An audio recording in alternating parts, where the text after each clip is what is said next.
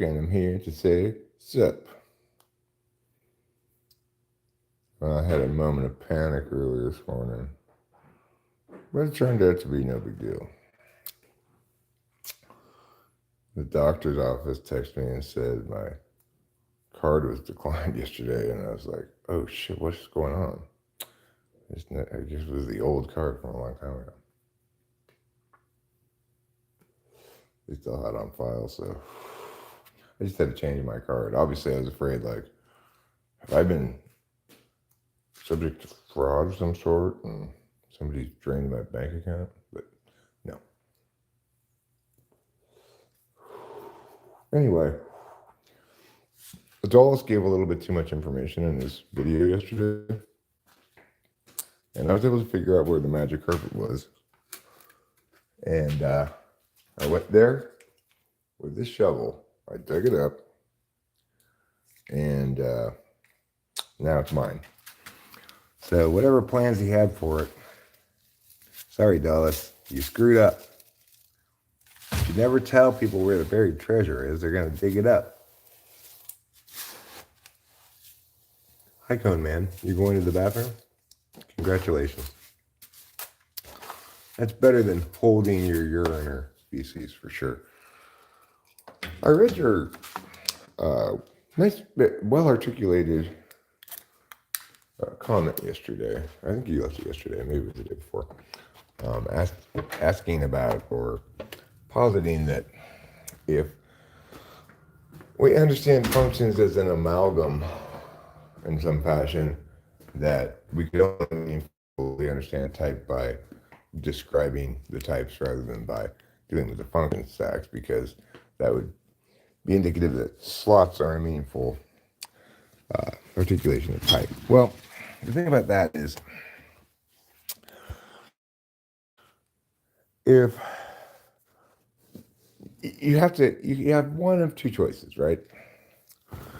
Either a personality type means something specific or it doesn't. So if you're going to be an INFJ, that either means that you're intuitive has a dominant quality, or, yeah, well, Dallas, you gave too much information. That's what it boils down to. And I was able to figure out where that dirt road was. I took a real shovel instead of a plastic shovel because I'm a little bit more on top of shit than you are, you know. And I found it.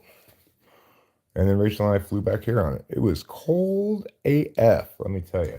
Anyway, Cone Man, if, for example, being an INFJ means that you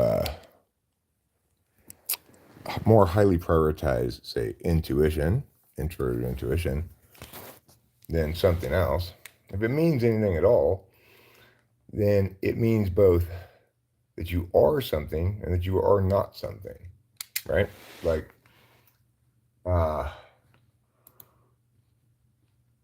if an INFJ means something specific, then we need some way to distinguish an INFJ from not an INFJ, right?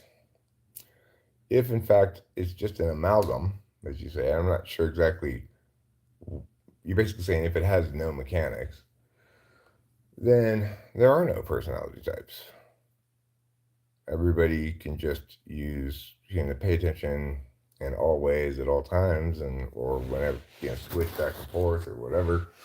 So, unfortunately, what your comment is really saying is, what if we just talk about the types without drawing meaningful distinctions between them, so that everybody just gets to sort of positively take on the qualities of a given type that they want, and not possess the deficits that go along with it. Slots are a way to map how a person's dominant nature and secondary or instrumental nature define their relationship with other possible ways of paying attention. So because I'm an ENTP, you can reliably expect me to have this kind of response, and and talk like I talk and be me every day, right? Um, there's never going to be a day when I come on here and say, like, oh, I'm just so done with the black and white thinking of cognitive functions. It's just, can't we just let everybody just be what they want? Blah, blah, blah, blah. There's never going to be a day when, and that's my approach to language. Because remember, what we're doing here is an exercise of language. I just fundamentally don't approach language that way, and it's who I am. So, what that means is that I'm equally terrible at approaching language through some alternate frame, and we explain those corresponding um, attentional priorities and deficits by mapping it with slots. So it is the case, for example, that if you really are an INFJ, you are TE polar. I think I mean how the individual cognitive functions influence each other to make the whole. Well, they don't influence each other, right? It's like because I'm constantly paying attention with extroverted intuition and introverted thinking, supplemented by some sense of extroverted feeling, and the extroverted intuition is obviously, you know, fed by introverted sensing, information I already know. But because I'm paying attention in those ways continually, I'm necessarily not paying attention in alternate ways, or I'm involving those manners of attention in ways that are, you know, consistently uh, at best implicit, right? Like I'm not generally explicitly, consciously paying attention to my feelings. That doesn't mean I don't have feelings, and you can see my feelings frequently as I'm streaming. But to me, that part of the data isn't something relevant to pay attention to. So those emotions come and go. I don't remember them, etc.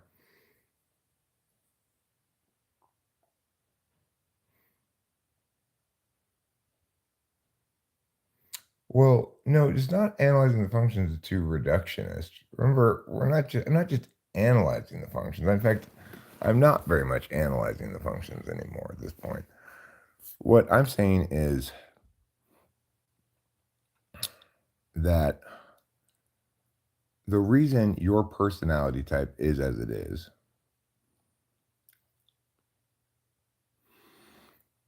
the reasons behind who you are as a personality link to the fact that you have a finite number of hours in the day and consistently, day in and day out, pay attention during those hours in specific ways to the exclusion of other specific ways. And that will be the case every day, all day, for your entire life.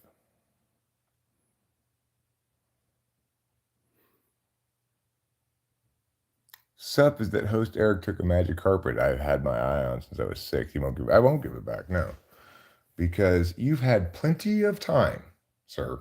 You've had years and years. I know you're at least 30 years old, so you've had it a minimum of 24 years to recover that carpet. And I guess you didn't think that I was going to have the SE to just say, "Hey, now that I know where it is," because what I did a little bit of research. Obviously, I found the town you grew up in. I looked at Google Maps. I zoomed in real close. I found that dirt road. Actually, to be honest, they've paved it now. But I just took a pickaxe and just straight through the asphalt.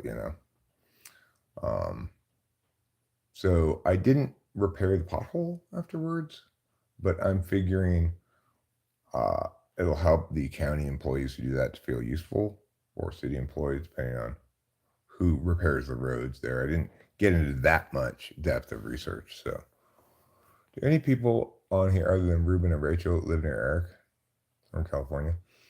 Ruben lives in San Antonio, actually, Texas, so he doesn't really live near me. But Acacia lives in Los Angeles. She's That's relatively close. It's a 5-hour drive from here. And there are other people from the channel's history that have I visited in California. Rachel was actually talking to Zandy just yesterday, I think, on the phone. We met with Zandy one time. She lives in Sacramento. She's about 3 hours from us. You might not know Zandy because she hasn't been around for a while, but she used to be around quite frequently. And Rachel and I did see her one time. Who's is the guy in your room sometimes? Me? It's just me and Rachel here. Oh, Cameron, maybe? You're talking about Cameron? Cameron is a friend of ours from Los Angeles. He comes up and visits periodically. He's coming up at the end of February, in fact, to just to chill, visit, vacation. He was here for the Christmas party, he's here for our wedding. You know, he helped us move up here. He's a really good family friend. We appreciate him a great deal. And, you know, he's a fellow serious weed smoker, which is something we have in common, you know. Dustin McMahon says, keep up the good work. Well, thank you, Dustin.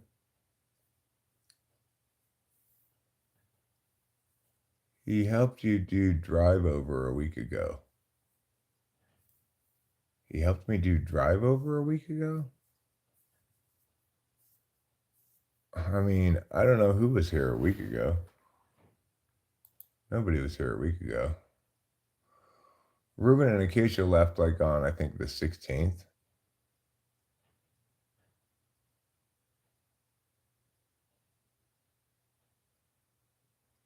So I don't know what you're talking about. I don't know what drive over is. He helped you do drive over? Oh, that was Ruben. That was Ruben. Yeah.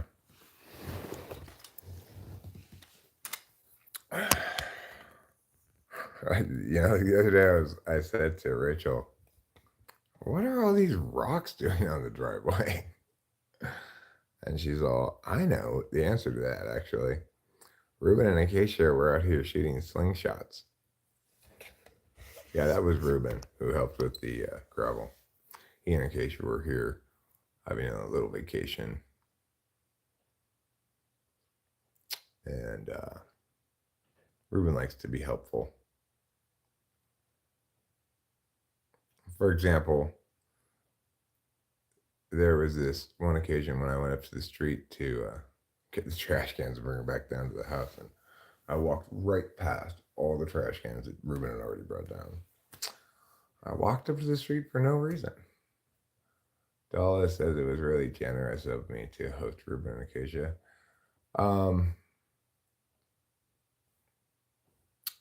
It was fine. It wasn't. It didn't feel like I was being especially generous. It's easy enough to have them here.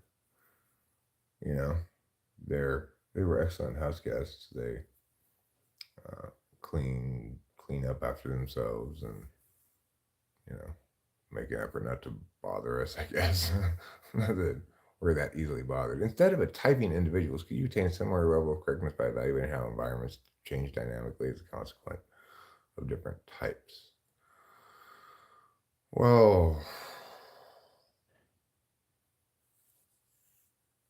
I mean, you'd have to evaluate that environment in terms of other people, right?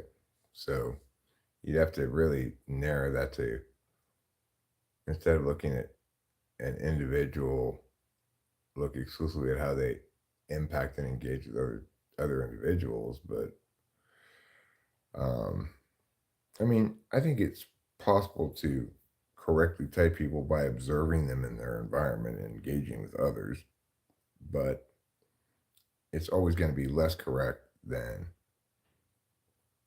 engaging them directly with purposeful assessment.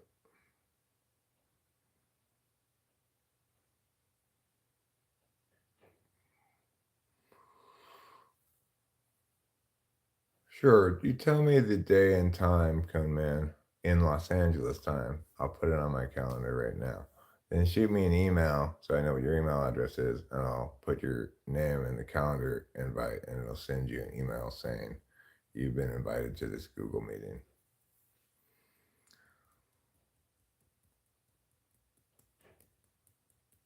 Yes, I'm familiar with Dario and Nardi's work. Um, the problem that we have in typology is the same one that Dario Nardi has, uh, which is he's only got one side pinned down.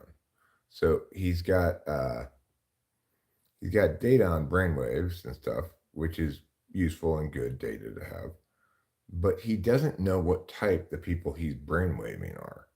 He has to rely on their self-reporting of what type they are, or an MBTI test or something. I'm not sure exactly how he's gathering all this data. Like, are they? If you're gonna, I mean, it's like I don't trust his understanding of functions or type well enough to trust him to do the right things with that data.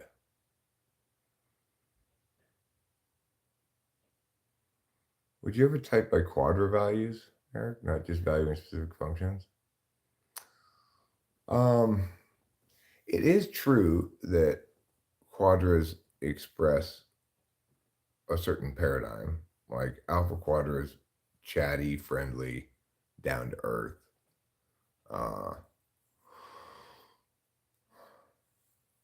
and that has to do with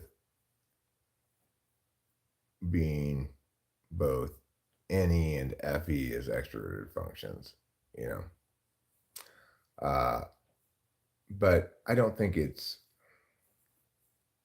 I mean, that's the sort of thing that requires intuition to evaluate. I might I might successfully determine when I'm talking to somebody intuitively that they are alpha quadra, they are beta quadra, or that they're probably not either.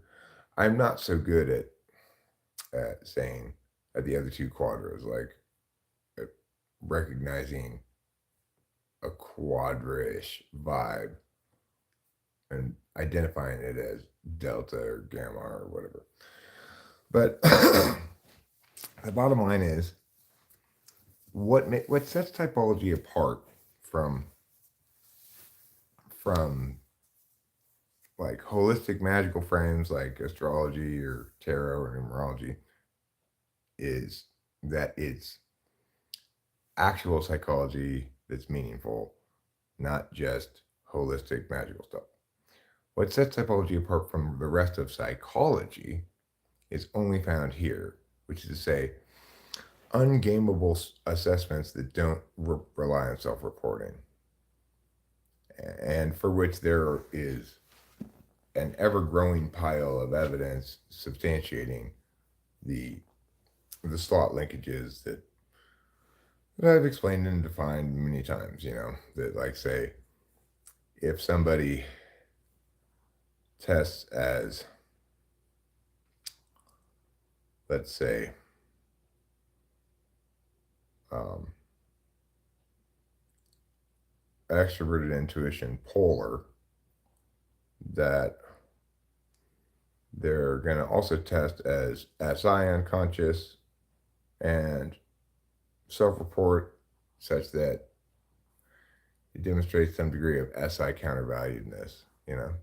What type is easiest for me to type? Um,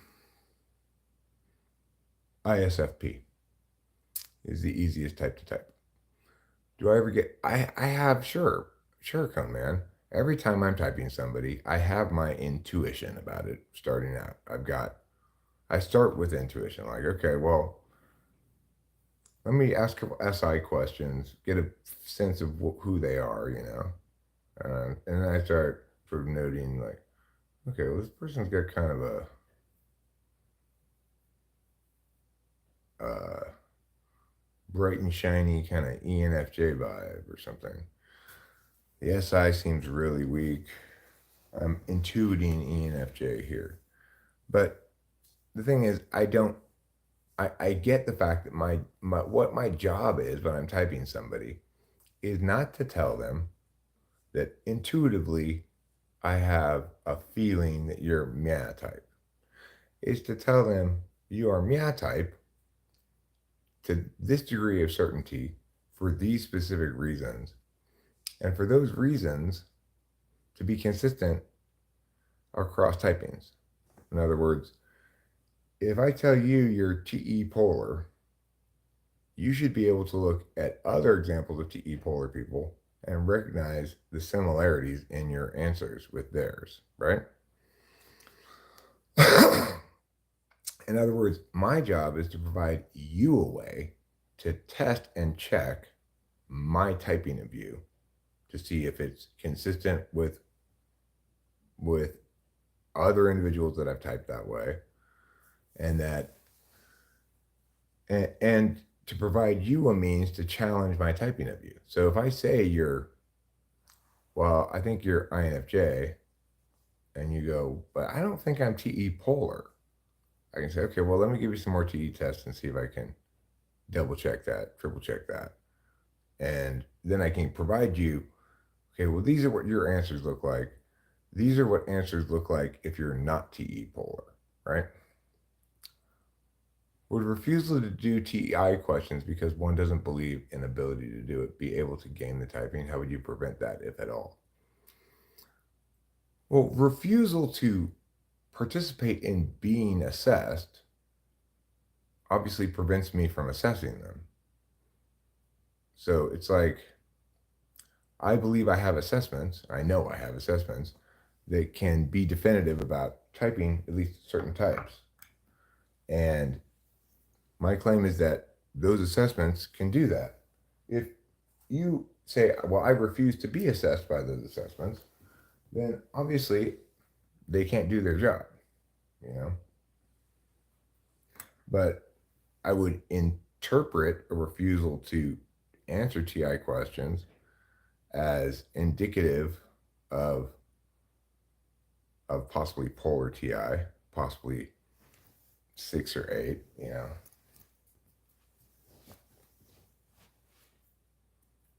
Would test compliance be used as a heuristic for slot position? Could test compliance be used for a heuristic?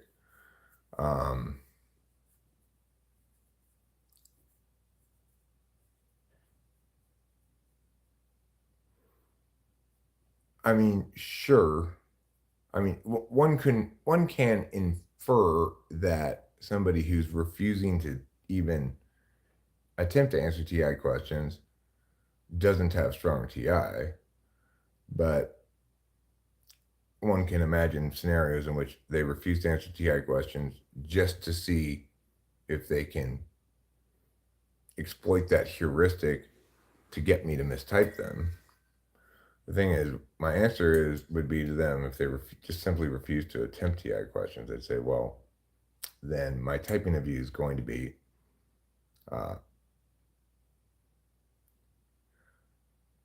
much more speculative than it otherwise would be.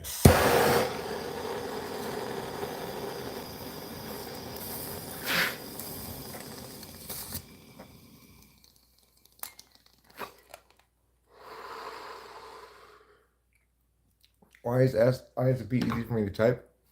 No, it's not that FI DOMs rub me the wrong way. I said for me, any polar is the easiest polar to identify and definitively establish. And so then all I have to do with ISFPs is figure out if they're a TI DOM or not. TI DOM versus TI8.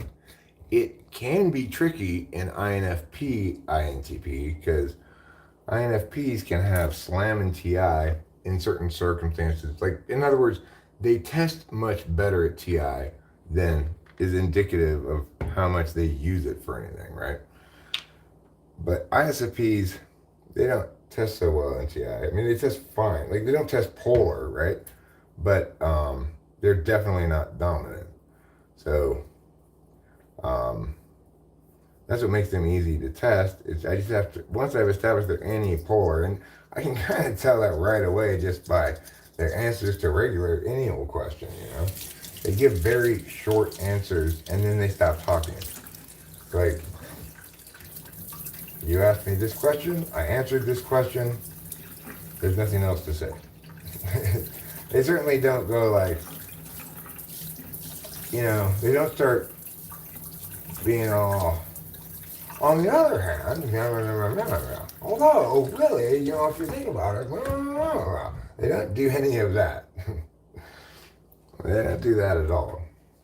So I'm getting a strong smell of any polar before I've even asked any questions, and then I can just test directly and confirm that they're polar, and then I just gotta deal with the TI.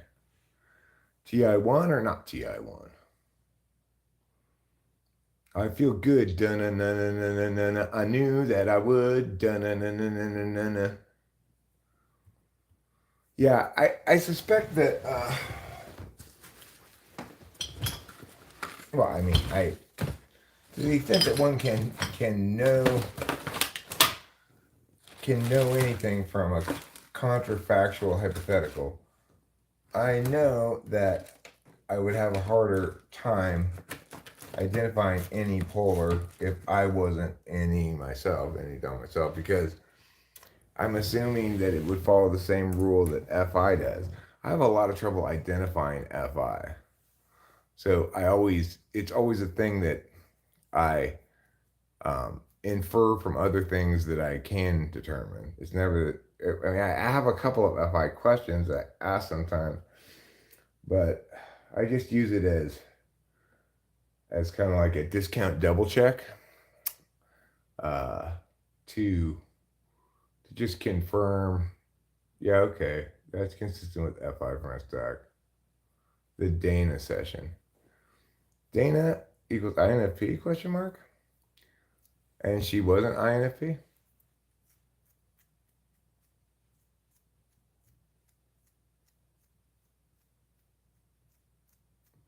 Well, that was a long time ago, Carlos Play. But if you're looking at video, like typing from more than like 3 years ago, I I don't want to be. I don't want to defend. I don't want to defend any typings from more than 3 years ago. I think she was an ISTJ. Yeah.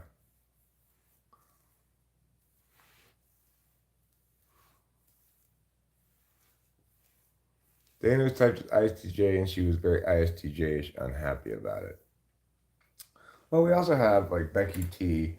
Becky T is an ESFP, doesn't want to be an ESFP, wants to be an ENFP. And so when she comes around here, she says, but isn't it possible that I'm an ENFP though? And I say, well, here's some extroverted intuition tests. This is how I answer it. Here's how Acacia answers it. Now you try. See how yours is nothing like it? And she says, well, couldn't it be I'm just an unhealthy ENFP? Like, I don't know if you're healthy or unhealthy, but you're not an ENFP. I don't know what else to tell you, you know? Um, the the extroverted intuition tests can definitively tell us if someone's first or second slot or not, you know. ISTJs generally don't care much about typology. Generally, ISFJs don't care much about typology either. It's an SI thing. ESTJs, ESFJs also. I think ESFJs are the least interested of all. But I did type just the other day an ISTJ, and uh, I was like afraid to tell him what his type was. You know, like, okay, I hope I don't get a lot of pushback on this, but you're an ISTJ. What did you think you were? He said, well, I wasn't sure. I thought I was either an ISTJ or an ISFJ. I said, oh, well, you're an ISTJ. Is intelligence correlated with type? I mean, I don't, I don't like IQ. Okay, this notion that there's general intelligence.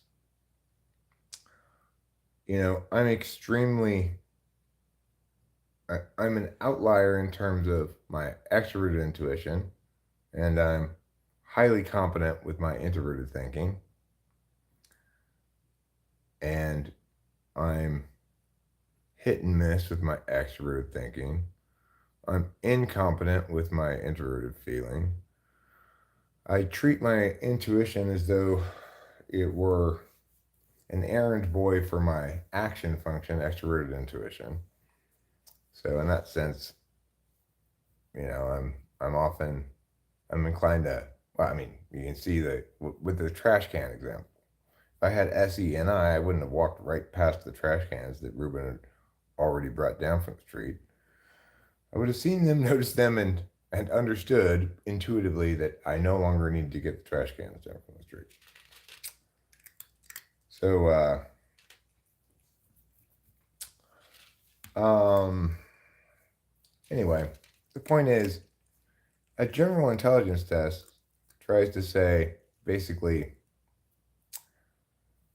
uh, three kinds of attention comprise intelligence: introverted intuition, introverted thinking, and extroverted thinking. And that creativity is distinct from intelligence. Yeah. But if if we were gonna say general intelligence links to, say, problem solving, then everybody is going to have a different, you know, peak of what kind of problem solving they're good at. Because, like, I'm good at answering questions, explaining things. A TE person is good at solving real world problems or, business logic, stuff like that, right? NI person is good at understanding things holistically, but obviously that's not treated as useful as much as useful by the world, except it is in the tool function the way Ruben uses it. It's really interesting. It was very interesting and continues to be interesting to chat with Ruben about his ways a little bit. His his ways are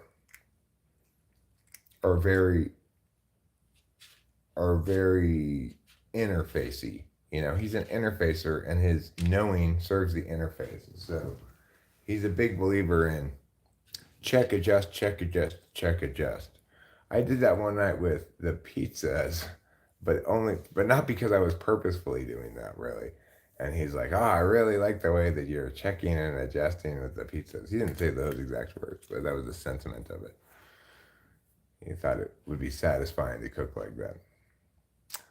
Do you think morality comes from objective truth, or is it a human construct? Well,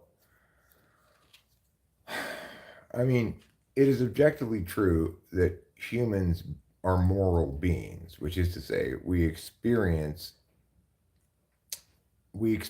morality as an intuitive and emotional response to things that appall the conscience. If you're asking uh, to be more to give you more detail about the answers to questions regarding morality, if we can establish argumentationally that there's no morality that we can establish argumentationally as objectively definitive without agreeing to a certain axiom as a starting point. Say slavery is always wrong. We if so, in other words, we have to start with an observation that goes uncontested in order to establish negative moral prohibitions. However, if we do agree with that observation, then we can logically establish all negative moral prohibitions. What we can never logically establish or determine with reasoning, rhetoric, or whatever is any kind of positive moral indication. But we again behave as though we are moral agents and experience moral agency uh, as more than just um, a prohibition of rights violations. So, in my opinion, that's why an individual is wise to incorporate a magical thinking frame, because there are certain kinds of ontological concerns, significant ones like morality, that one cannot attain answers to without a magical thinking frame.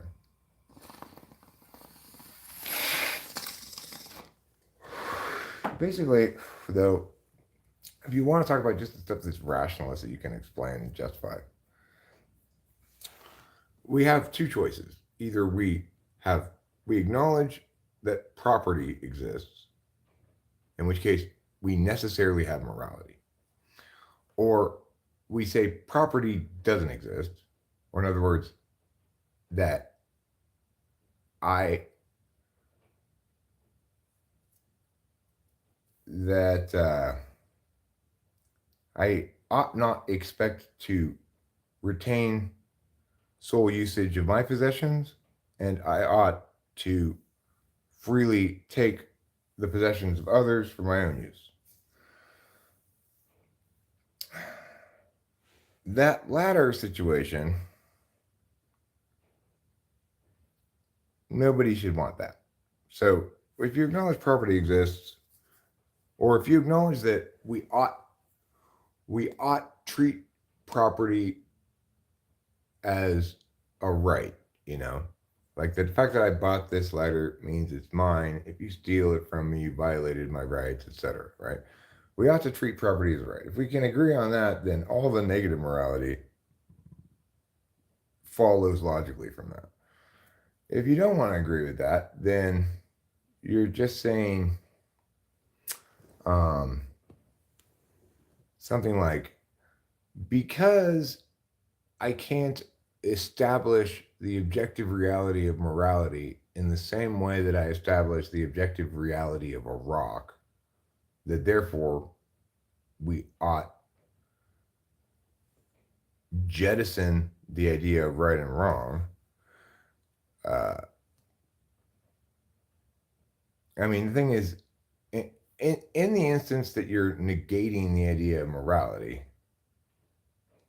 there has to be an impact calculus of some sort, right? Like, okay, well, if we can't be, if we can't understand what we ought to do as a moral question, then we must be only able to understand what we ought to do as a prescriptive question, namely, what serves my interests, and ergo, it seems to elicit a compare worlds kind of calculus.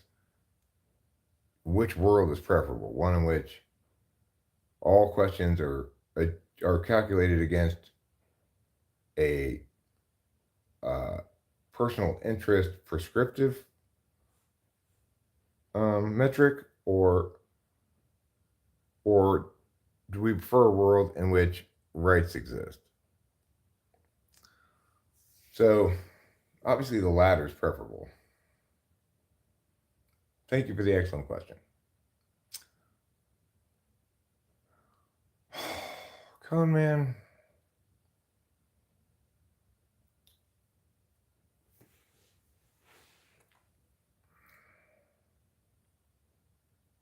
What if who I am is a sinner, regular sins, not mortal ones?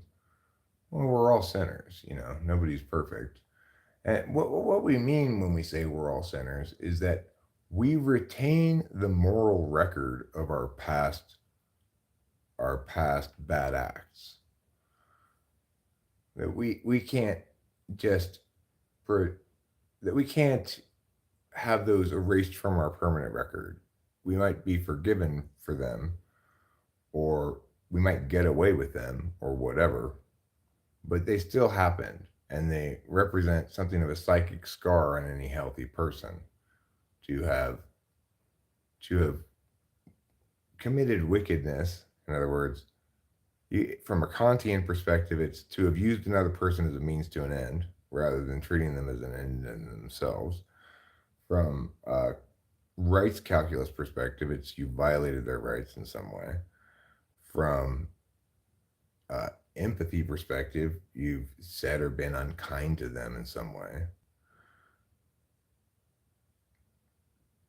Uh, Regardless, if you're a healthy person, you retain knowledge that you've done wrong and it causes you ontological distress.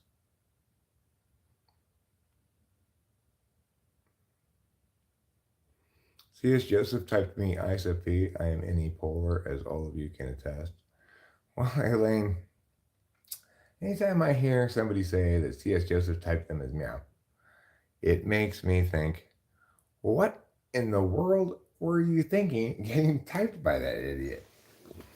I'm sorry, not idiot. I meant intellectually challenged person.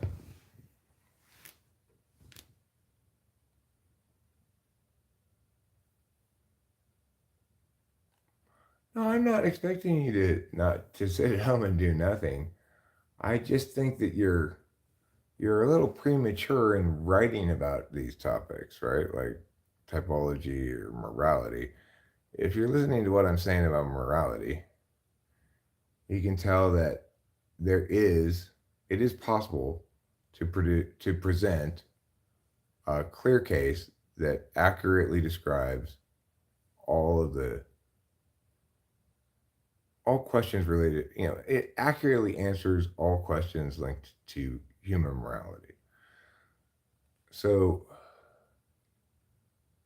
oh, I see. His test, not he himself. Oh, right. Yeah, I'm not that rich. Right. Um, so I guess what I'm just thinking, come man, is you're writing about things that I've spent decades refining the best arguments about and for. I mean, typology, not decades, but certainly all these philosophical matters. And, I spent my career as a professional debate coach, did a lot of Lincoln Douglas, which means, Lincoln Douglas has topics like, the topic I always use as an example, interestingly, is the first Lincoln Douglas topic I ever coached, which is, which was victims of repeated domestic violence. It, it is, it was something like, oh, right. Victims of repeated domestic violence are justified in using deadly force against their abusers.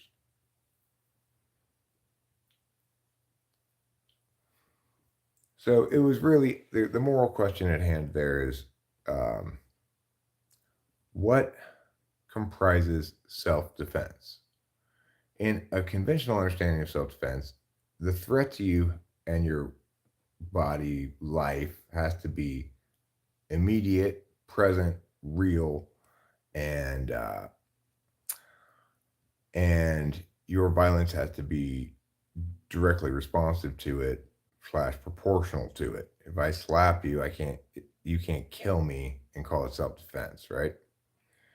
So that's our normal understanding of what comprises self defense. And that topic asked us to answer the question, ought we expand our understanding of self defense? In other words, ought we afford legitimate moral status, the moral status of legitimate in instances where a victim of repeated domestic violence kills her husband, presumably, right? So when that topic came out, remember this is the first Lincoln Douglas topic I ever coached. So it was like, I don't know, 15 years ago, maybe.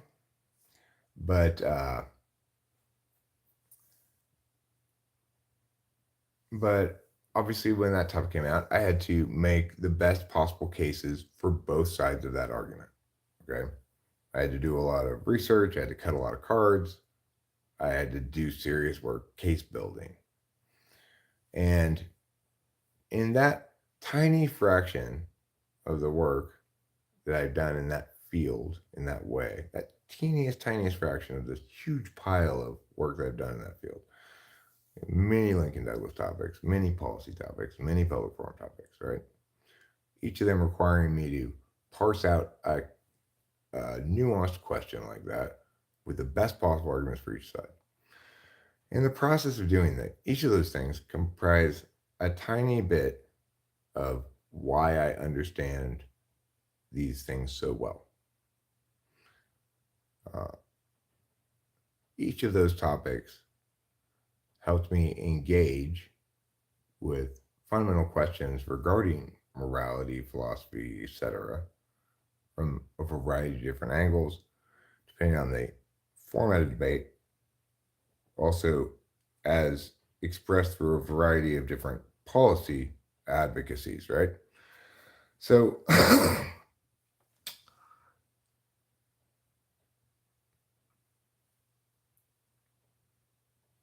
I wasn't ready to write a book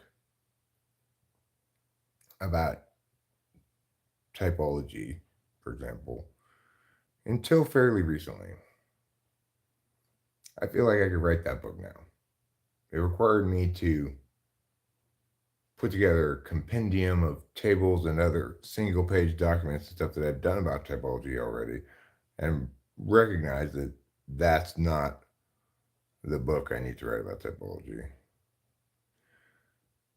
Um, I have a false start on a book about typology that I may be able to use in an actual book, but it's basically a false start. Got like 20 pages into it. Have to excise. Yeah, I had to exit that process because it didn't begin with a clear enough vision, and ultimately, I wasn't sure where I was going or how to organize it or maybe. I have a clear vision about how to do that now, so I feel ready to write a typology book. Actually, I can start with my analog of a solar system model, explain how models of dynamic systems work a little bit, and then I can reference back to that explanation when when talking about certain aspects of functions, and that should make it uh, both accessible, and it'll allow me to have a central thesis, basically make a case rather than just a book explaining things. So now I'm ready to write a typology book. Yes, I'm also ready to write a book about morality, but it wouldn't be very long, particularly. It would be, I don't know, I could probably explain everything that needs to be explained about it in 50 pages or so. Uh, but I feel I feel no need to write a book about morality because it's not that difficult to explain. I explained most of what you need to know about it already here today, right? Uh, there are negative moral prohibitions, there are positive moral indications, there are things that are morally permissible, things that are morally impermissible, things that are morally obligatory, and things that are morally indicated. So those are the distinctions we use currently in language when talking about morality. It's not like I have to come up with a bunch of shit, right? There's all this, there's all this articulation about what is moral already extant in the literature that I can reference to explain uh,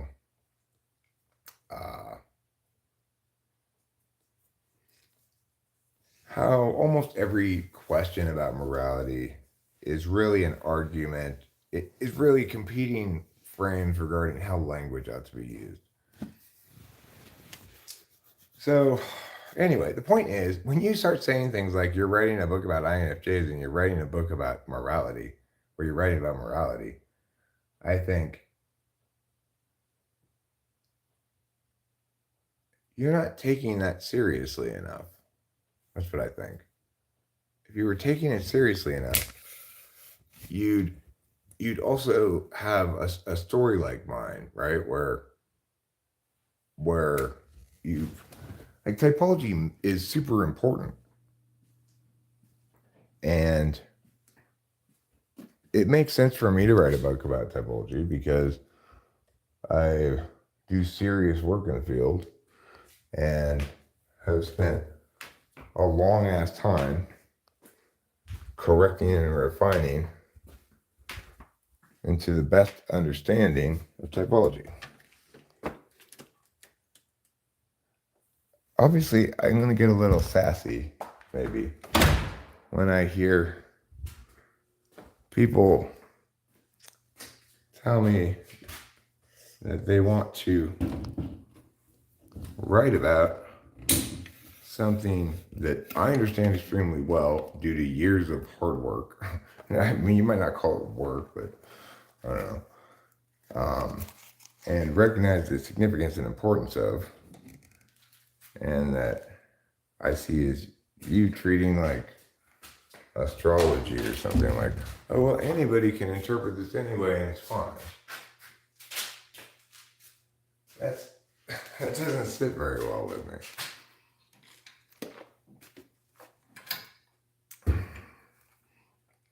I believe there are right and wrong answers to most of the questions implicit in typology and morality and other such things that I have the answers for.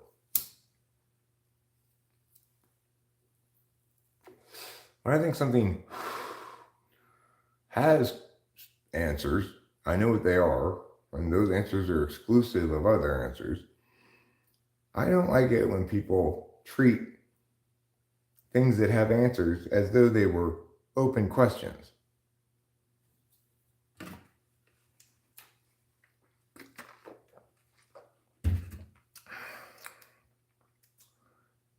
Like, so what do you think about communism? I think it's North Korea, at best Cuba. The only reason China's not as shitty as North Korea is because it's less communist.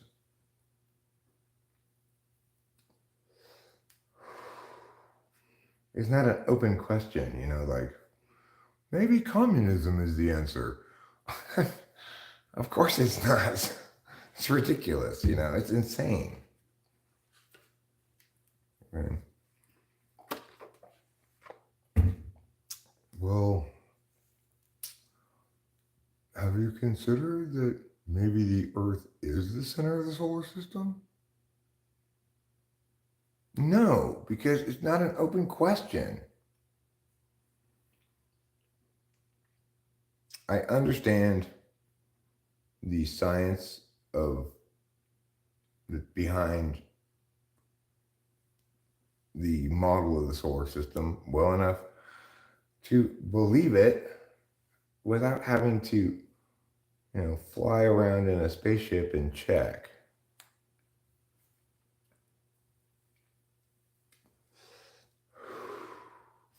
Of course, I get it. 99.999999999% of people who even know about MBTI typology at all don't think that one guy named Eric is explaining it correctly and everybody else is just muddying the waters. So obviously it's going to be a tough sell to other people. That is the case, because I can't point to the agreement of others. Obviously, it's like when I talk about debate stuff, you could Google it, check yourself. What does perm mean in debate? Well, it means do both. Like sweet and sour chicken. Somebody was affirming sour chicken. The neg came in and said, counterplan, let's have sweet chicken. And the ass said, perm, sweet and sour chicken, motherfucker, I win. That's how sweet and sour chicken came about. So I don't get any pushback on things like that, right? Nobody says, that's not a perm. You don't know what that word means. That's not a kind of argument. Counterplans don't exist. Maybe counterplans are really just an amalgam of claims and warrants. Well, sort of, like a counterplan does comprise a claim namely that an alternate advocacy ought to be done instead of the app. And the warrant for that claim fundamentally is the text of the counterclaim, right? The impact is purely a round impact. It's a voter voting neg on the grounds of the counterclaim is not voting to pass the counterclaim, right? The counterclaim is not up for debate, can't be passed, it's not being affirmed. I don't get any pushback on shit like that, but what people don't understand is shit like that is the only way to do real intellectual work where there's real intellectual work to be done. And certainly, that's the case in both typology and morality.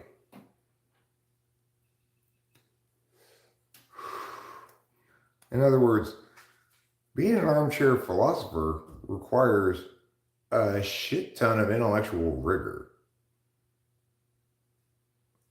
It's not something that can be done by anybody sitting in an armchair. The armchair's not even a necessary condition to be a successful philosopher. You could be sitting in a chair with no arms. What's really required is serious intellectual rigor built upon a deep understanding of how rhetoric, dialectic, discourse, argumentation work, right? That's what it means to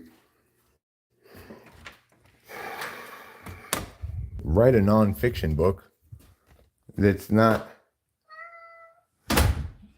Jody wallows in her own smells.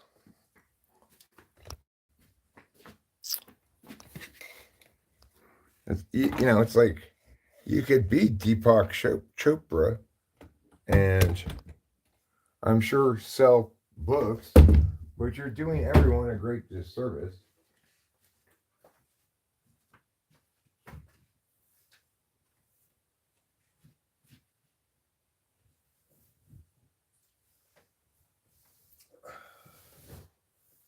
It's like if you give people a lot of stuff that makes them feel like they understand something, makes them feel like, oh, that's deep somehow, then you're just denying them real understanding. You're saying you're satisfying their need for understanding without something that helps them understand it all.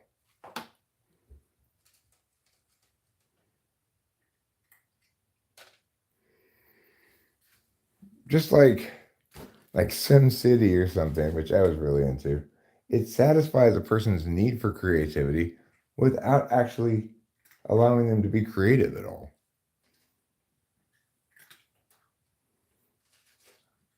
I don't feel any sense of that's bad with creativity because I get that people are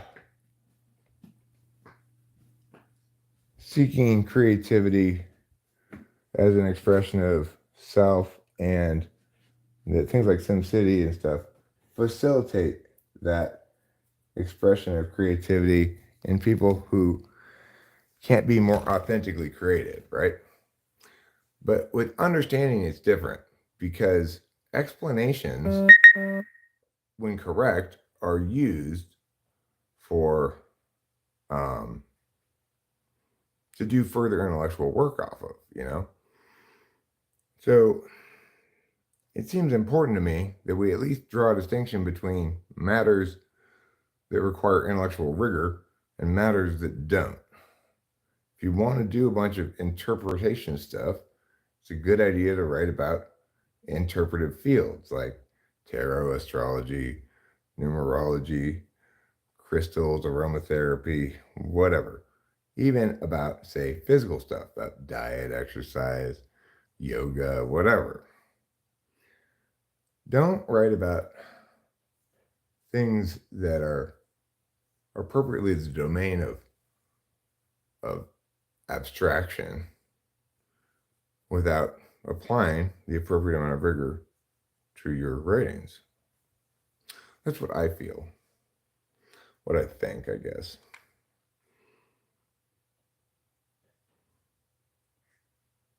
Okay, so now let me read what's going on. If C.S. Joseph is SI polar, then how can he remember all the citations to his previous videos? He says them from memory always. Well, I've said before, Elaine, I'm not sure if C.S. Joseph's an ENTJ or an ESTJ. I'm pretty confident he's a TE Dom, but also remember that I haven't typed him, so I don't know exactly what type he is. I can definitively say he's not an ENTP. It's a lot easier to definitively eliminate a certain type than it is to say what type somebody is. To actually say what type somebody is, you have to actually type them. Of course, C.S. Joseph would never allow himself to be typed by me. He won't even consider having any kind of conversation with me because he knows I would expose him completely. He'd be like Liberty against Oregon. Liberty was undefeated in the regular season because they played only cream puffs. Then Oregon destroyed them in the whatever bowl it was. Let's see.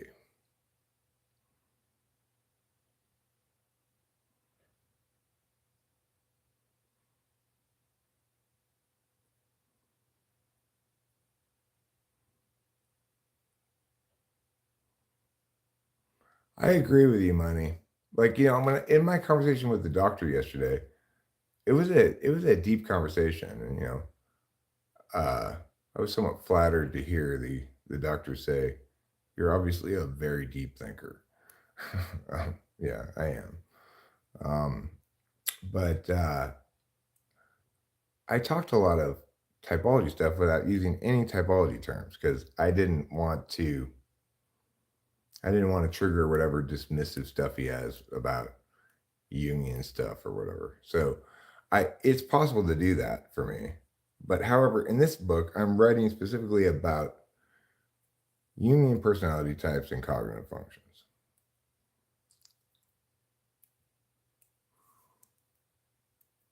This is SI talking only achieved through experience. No, I mean, this is Eric talking. And what I'm telling you is that it requires both a great deal of intuition, a great deal of logic, and a great deal of knowledge. Knowledge is acquired over time. So if you don't have any knowledge because you've not acquired it, or you've acquired knowledge in useless ways or useless knowledge you've acquired, like for example, if you're just acquiring knowledge to confirm what you already believe rather than to clearly make a case for both sides of something, then that knowledge is not going to be very helpful for you.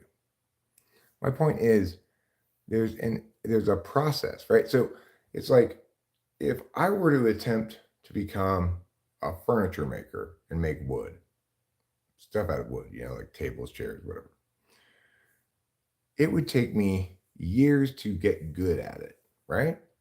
We both agree with that. That the longer, if I'd been spending the last 40 years making furniture, you wouldn't say to me, I can make furniture just as well as you can. I've whittled. I'm perfectly qualified to make furniture. I've whittled. Same thing here. It's you're dismissing a craft that's deep and significant, that requires a lot of time and attention and effort, work done to master. I get that SI truly is part of competency, that experience plays a role in competency. I'm not saying that experience is the end all of it. Indeed, I am saying that it's a necessary but insufficient condition. It's necessary for you to have all the experience that informs you about how to execute this process, but that's not enough. You need a lot of intuition, creativity, insight, etc. You say you find me very conventional in my thinking, but uh, then your judgment about people's thinking absolutely cannot be trusted, because anybody who thinks I'm a conventional thinker, that I'm not somehow surfing the curve here intellectually, has is completely unable to evaluate me. I don't have any like defensiveness about this. It's indisputably so.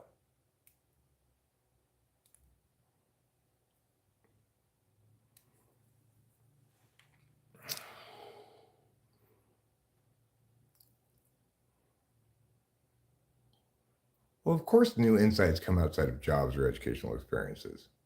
I'm having new insights as I'm talking to you right now, even, right?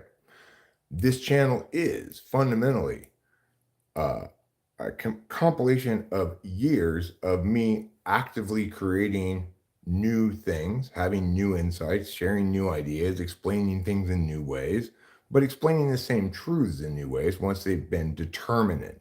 Once they've been determined that is, this is definitely this is definitely the correct explanation, then I will explain that explanation in multiple different ways, right? When I encounter somebody like you, I encounter people like you more often than you think, but who is, with everything they say, attempting to delegitimize the very legitimate um, development of understanding that's come across the course of many years of working on something and talking about it and dealing with people like you and people like money who are very different from each other, right? Um, but I've had plenty of people successfully negate things I've said, and I've had to recognize where, oh, I made a mistake here. I've had to adjust. I had a false start where I thought I was going to try to understand cognitive functions with subtypes and stuff. I realized it didn't work. I had to scrap it. It's like, this is how intellectual work is done. It's not optional that you, for example, have your ideas scrutinized, determine that they don't withstand scrutiny, and then fix them. That's not an optional part of the process.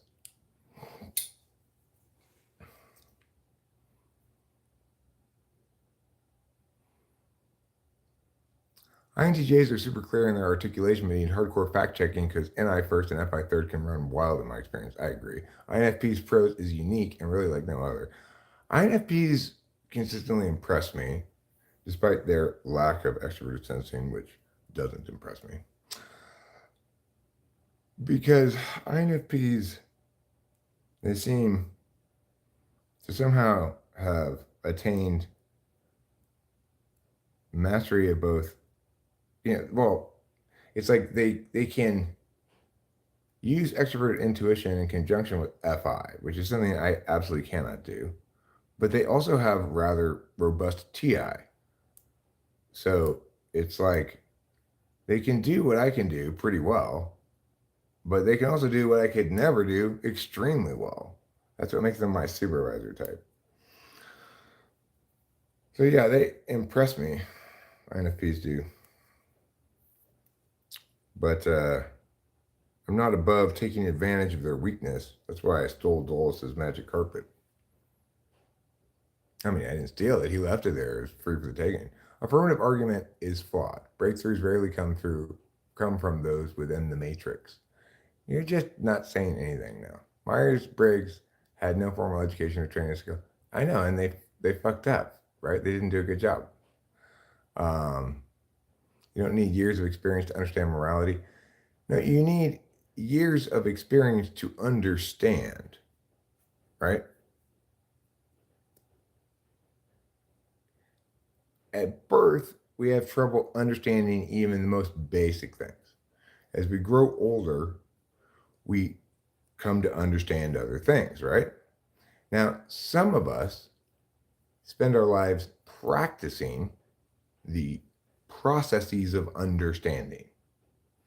And for such people, we naturally come to understand many more things in a much more nuanced way than people who do not practice understanding things.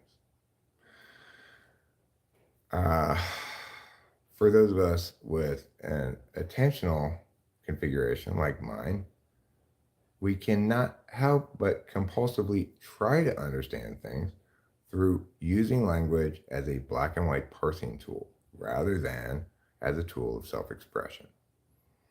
So the thing is, I don't have any problem with people using language to express themselves. I just obviously naturally get a little eye rolly when somebody thinks that they should express themselves in an area where instead of self expression, what's necessary is, um, real explanation, good reasoning, everything is required. There's shit tons of things, right? I don't think that's a good place for you to express yourself. I don't understand innovation. Okay, well, then you tell me about innovation, Cone Man. What's the innovation that you're providing here? What's your innovative innovation? What explain this, Eric. I'm developing an engineering product and I'm not an engineer, never worked on one, no qualifications. Well, great. Maybe you've got a talent for engineering. You don't have a talent for this.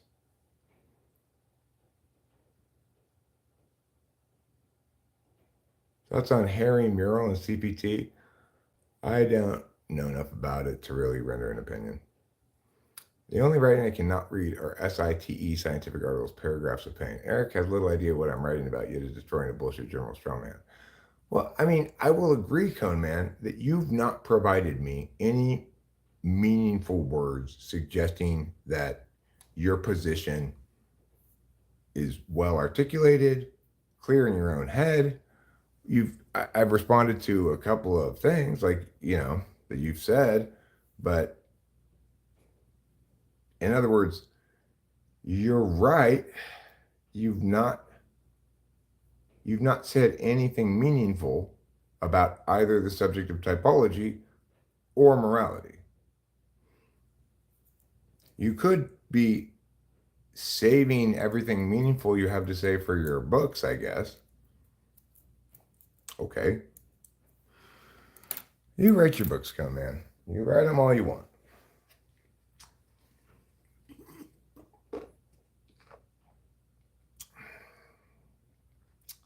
Sorry, you're so wrong. But see, you just keep saying things like that. You don't actually make any argument. You don't say why I'm wrong, you say what I'm wrong about.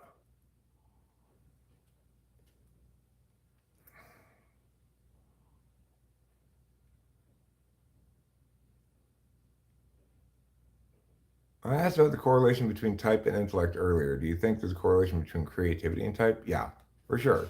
Creativity is much more a single function thing as extroverted intuition.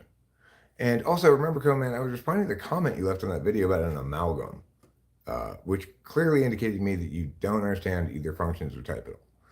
In 1056, they used 14-inch blocks, and in 1508, they switched to 15-inch. That was a huge change because dies. Yeah. The thing is, of course, to be a type, you have to understand it as something and not something else, right? And so if you understand it as such, then we can in fact try to determine which something and which not something. So the fact that you're trying to avoid that is not a good sign at all. I feel like creativity is a lot like intellect in that it manifests in a wide variety of ways. Well, sure, right? It manifests in a wide variety of ways. But in other words, there's creativity in terms of disparateness. That is, say, how divergent are your things from each other and what's conventionally understood. Um, so, despite Coman's claim that I'm a very conventional thinker, uh, I diverge from all the rest of typology in my claim that I have a singular, exclusively correct explanation, and that typology is the model of human consciousness. I diverge in that I establish the four fields upon which people pay attention, etc., etc., etc., motherfucker. But regardless, yeah, sure. Like ISFPs might be creative. They might be artists. My friend Dave, he's with an ISFP and she's a painter. He's an ISFJ. He's a very busy musician. Um, so are they both creatives in the sense they spend a lot of their time in creative activities? Absolutely. Uh, how, like, they're not very, they aren't innovating, either of them. And if you want to link creativity to behavior, then everybody has creative outlets and everybody expresses creativity somewhere. If you want to link creativity to being innovative, well, you're going to be needing to talk about any one, any two, because that function pays attention to the negative space, right? Pays attention to what isn't.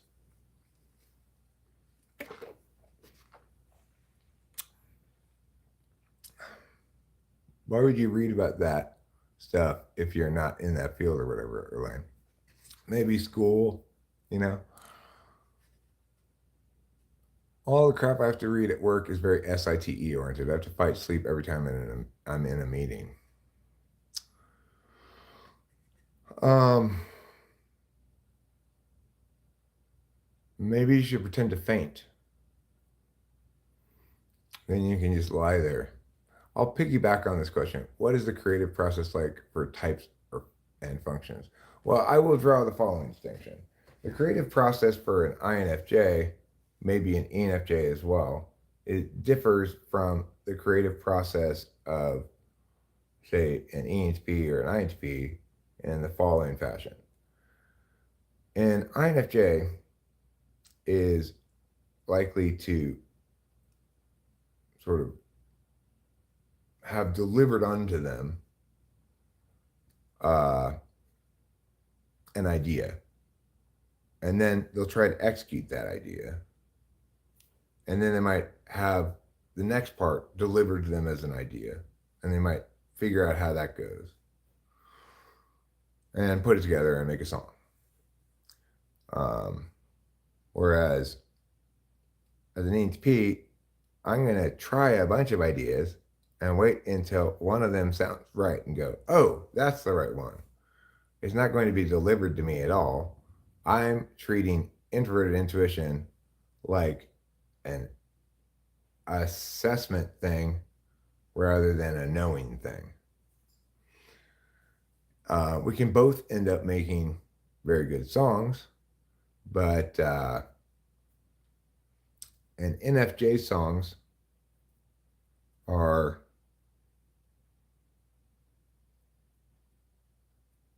I mean, the best NFJ stuff is going to be better than the best NTP stuff in music, because music is holistic.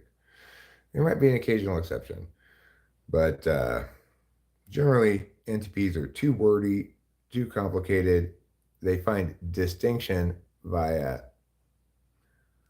the SI particularist route, which doesn't end up resonating very well universally, etc. So that's how the creative difference is between, say, NI and NE.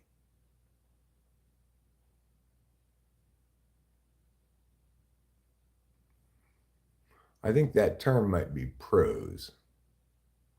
Somebody says here, I'm way behind, huh? Eric's in 1995 now.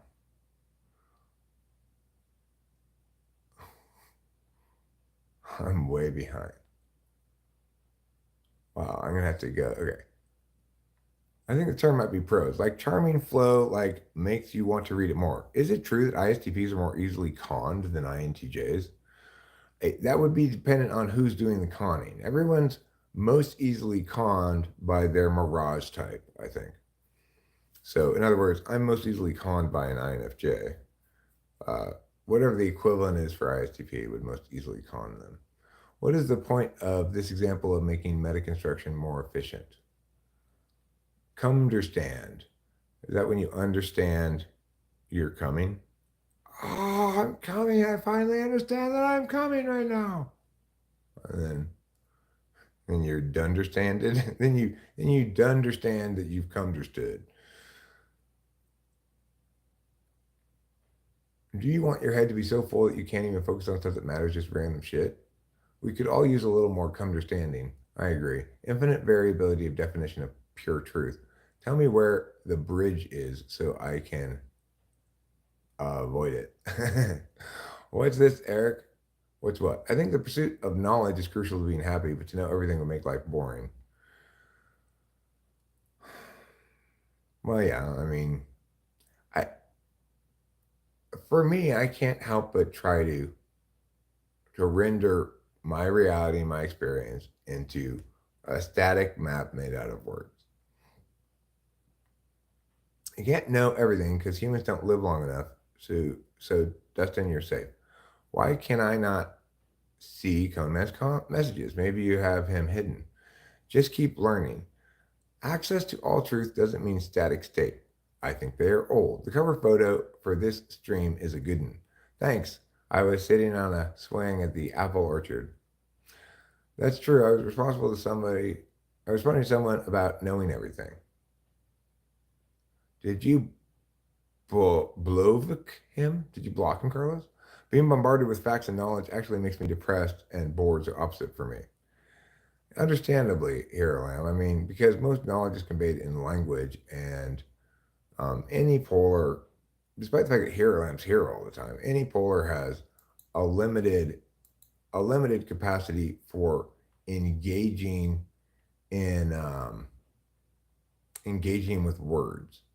So I'm sure Hero Lamb's on and off paying attention to what I'm saying, paying attention to some of it, but not all of it or whatever. Okay. But if CP, even if you scroll up, Eric was reading past messages. But if you're wired that way, maybe you're lucky. I don't know if it's lucky or unlucky. It's just what it is. Turns out Eric is just reading old messages. You can learn things quick if you enjoy it. If you enjoy learning in general. But see, I don't enjoy learning things I'm supposed to learn. I don't enjoy purposefully learning things. I just find myself reading about stuff that teaches me stuff unavoidably. I used to learn more purposefully when I was coaching debate, but I don't so much anymore. Eric's in 1995, now 94 is more like it. I like that year better. ESFPs own the stage. INFPs own me. XDD. So is the X your eyes, the D your nose, and the other D your mouth? Now we have the time machine. Cash rules everything around the world, around me. Cream. CREAM. Cash rules everything around me. Get the money. I own INFPs. Dollar bills, y'all. You have a foster home of INFPs. Owning people is illegal. That's true, Dustin McMahon, because that comprises slavery. How are you feeling, KE? Asked Jeremiah. Does it mean I own INFPs? Own? I'm not sure what you're asking there. There's a hierarchy here. Extremely tired. Then by definition, do you own me, Kay? Asks Elaine. Why would that be definitionally so? I'm not sure. Haven't been this tired in a very long time. Are you as tired as a wife beater after an extended period of domestic violence? Grew up on the crime side of the New York Times side, staying alive with no jive. You know what, Marilyn, I want to tell you right now, I do not think that you are a jive turkey. Congratulations. I have a hunch that the idea of being owned gives an INFP existential angst. On the one hand, having a very kindly owner is a comfort, on the other is a violation of their autonomy. So what came first? Stress of sleep schedule. I had to work on something for 16 hours nonstop, which required a high degree of concentration. I had 5 hours of sleep since then. They may be like they may like to be owned periodically. Secondhand, mom's bounced an old man. Has mom bounced an old man on her knee to put him to sleep? Shh, shh, shh, shh, shh, shh, shh. Was problem solving of sorts. I think your thinking, Eric, is off in so many ways. I could write a book about how wrong your thinking is. You misunderstand nearly everything I say. You have many stupid opinions proving your lack of intelligence. Okay, well, so that's a bunch of claims with no warrants, right? My thinking's off in so many ways. You don't establish a single way in which it's off. I could write a book about how wrong your thinking is, which would be filled with you provide nothing. You misunderstand everything I say. You give me not a single example of anything you've said that I've misunderstood. You have many stupid opinions of proving your lack of intelligence. You provided not a single example of a stupid opinion that proves my lack of intelligence. This is consistent with what I get from you regularly. A bunch of claims with no justifications. I suppose it would depend on their assessment of their person's intention and how they are. If we get this stream to 13 likes, Kay will get her ownership rights. He, says K.E. Sorry for your being the more competent person, I guess. A young youth and rocking the gold tooth. You're a very average intellect, in my opinion, who doesn't know his limits. Another claim with no substantiation. Classic case of too much quick logic, not enough depth. Another claim with no substantiation. He needs telling I'm losing patience. Okay, well, I trust the fact that you are losing patience. You can self-report about your own emotions, and I have no choice but to take that at face value. Eric, he is throwing your prickly cactus back at you. I don't think he's trolling you. He likely believes everything he's saying. I think he does. I think he's understandably offended by my rejection of his legitimacy as a thinker, right? But it's kind of unavoidable because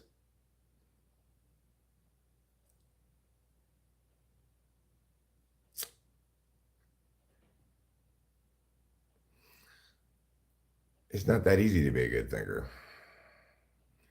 I don't know about confident. I just have too much pride to not try to do things as well as I could when my opinion gets challenged. Also, I feel bad and I want to help.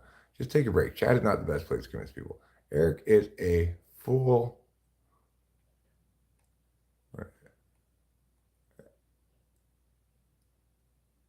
Eric is a fool. I think I need to leave. I find him extremely offensive. I mean, it might be better for your mental health if you took a break, I guess. Cone man smashing the cones, it seems. You're going to unintentionally be taken advantage of. People are very self-obsessed, KE, says Jeremiah. I can't help but wonder how Cone Man got mod despite the constant arguments with Eric. He'll probably chick me off soon.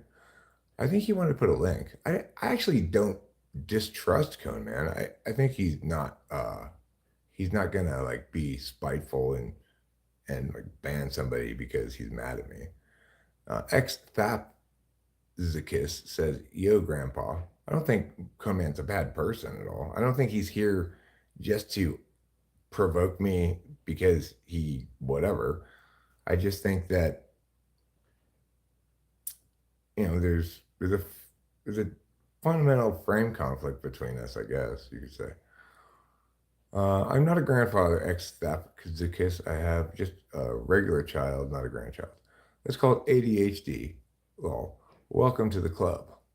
I am diagnosed with ADHD. I believe I got it from a mosquito when I was traveling overseas. I believe ADHD to be an a mosquito-borne disease vector.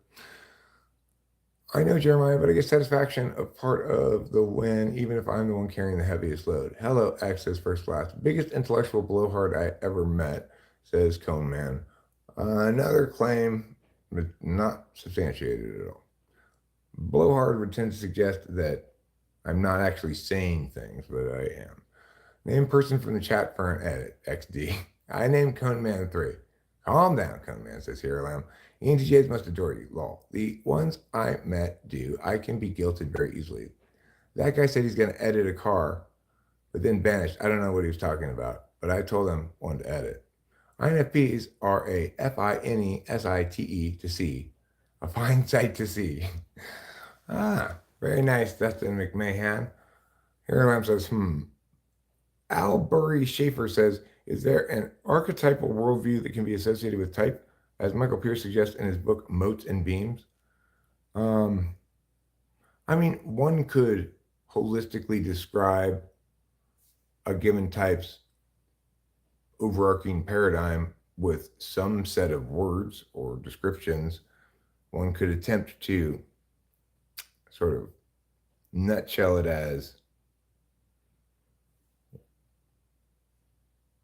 the corrector, like INTPs, the corrector. You could come up with that stuff, but I don't find it.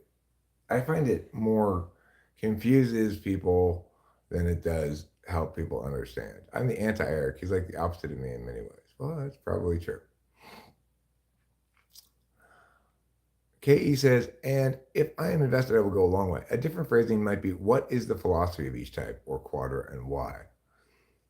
Um, hmm.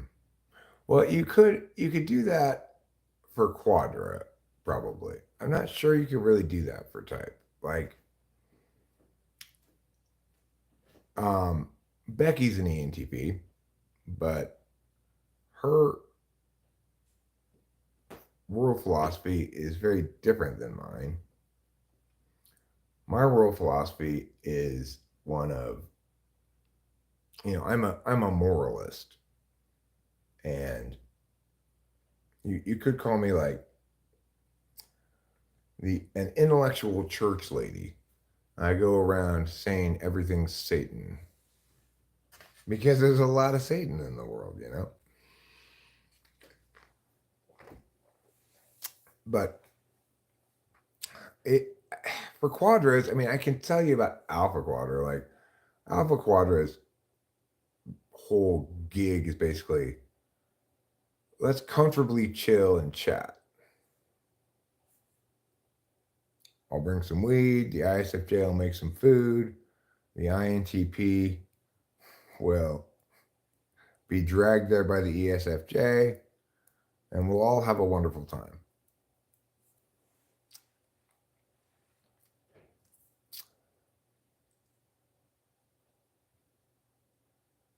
Okay, so Kay, you almost forgot your money at the store. How far can you go? I know he's wrong, but I can't explain in a few words. Okay, well, I mean, you've been around here for a long time. You've had a lot of opportunity to speak. You've said a lot of things. So I'm not quite sure why you can't say those words. I assume it's less easy for a female to be an Eric so you avoid accidentally offending certain people. I banned people just for lulz. Oh, how I miss my hammer. I feel bad, you. That's why you lost it, Boba Fett. I feel bad when I cause people to feel bad when I don't mean to. Yeah, I do too, KU. Or even when it's like, don't mean to is a tricky one. On some level, I can be very aware that these things might cause someone to feel bad. It doesn't necessarily mean I want them to feel bad. I may even, I may even try to couch my language as carefully as can to not make them feel bad. But I see it as an inevitable consequence of me doing my basic job in life.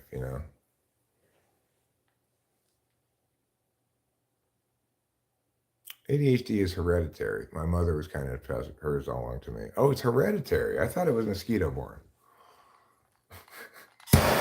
Archetype is just a fancy word for stereotype. No, it's not. Archetype means more or less a symbol crafted into the form of a character of some kind that is universal to human narrative.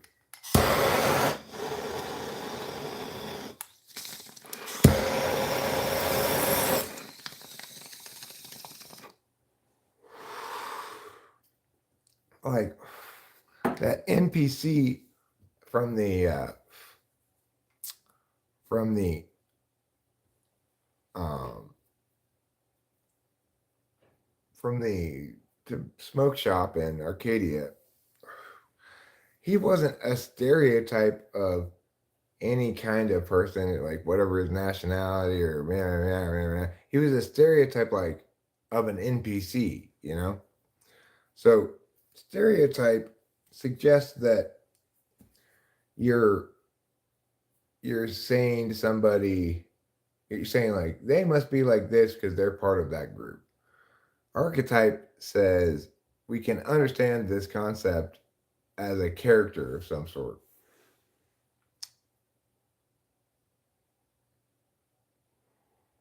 Michael Pierce fan club question mark along with OCD and dyscalculia.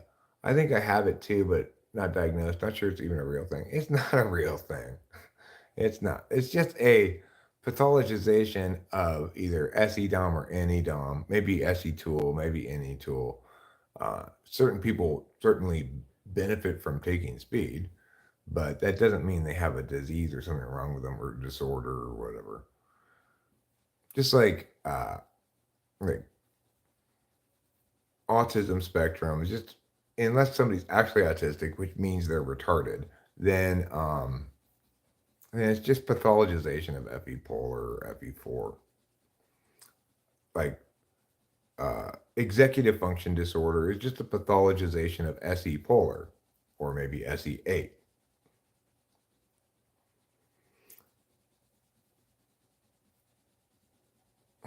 I'm SE polar and tried to install blinds last weekend. I gave up after 3 hours and decided to imbibe instead. I mean, that sounds more like TE polar than SE polar, Dustin McMahon. SE polar trying to put up blinds for 3 hours, that's a lot of effort. Uh, Alicia Pomney Digital Circus. Hello, Alicia Pomney Digital Circus. Elaine, pieces my heart. I mean, pierces? I have data, but I'm not confident how to put it. The fourth function is of competence. Hello, Alicia. Telling someone they aren't qualified to write a book or anything is just wrong, in my opinion. Why do you presume to know my abilities from this chat if you can't type me from this chat? That's flawed logic. Because I'm not evaluating your type when I'm evaluating your competency to articulate an explanation.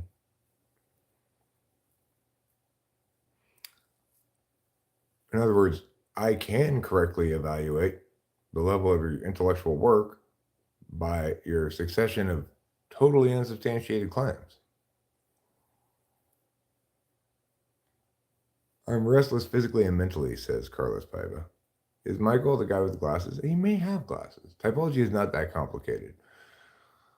Well, the only people who say that are people who don't understand it at all or people who understand it really well. You're not one of the latter, so there you go. Also reminds me that I often leave something somewhere. Hey, you, who you calling a smoke shop? Not you, Ruben. I wasn't talking about you. Okay. You are a bit of a smoke shop, but I wasn't referencing you this time. I thought I said player. Turns out I was right. Yes, you were right. I am a player. No, I'm not a player. Yes, NPC is a non-player character. Yeah. Non-player character meaning that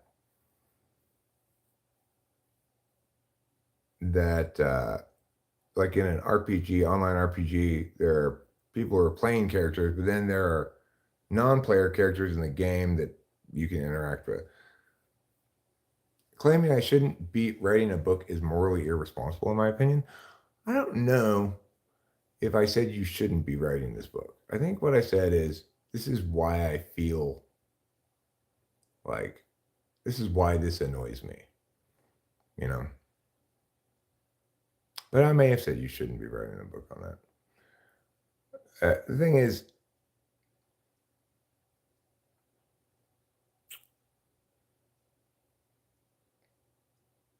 like, if you'd never taken math beyond elementary school and said, I'm going to go take a calculus class at the college, I would say, I think you really need to take like algebra first and maybe geometry at least.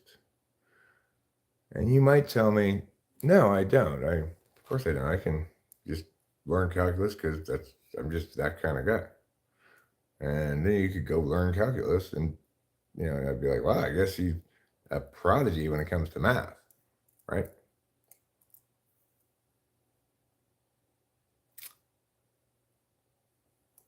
But I don't think you're a prodigy.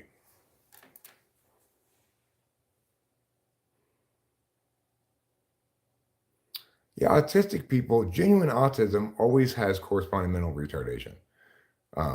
There's been this unfortunate and horrible uh, conflation of weak FE with autism. Autism, it's true.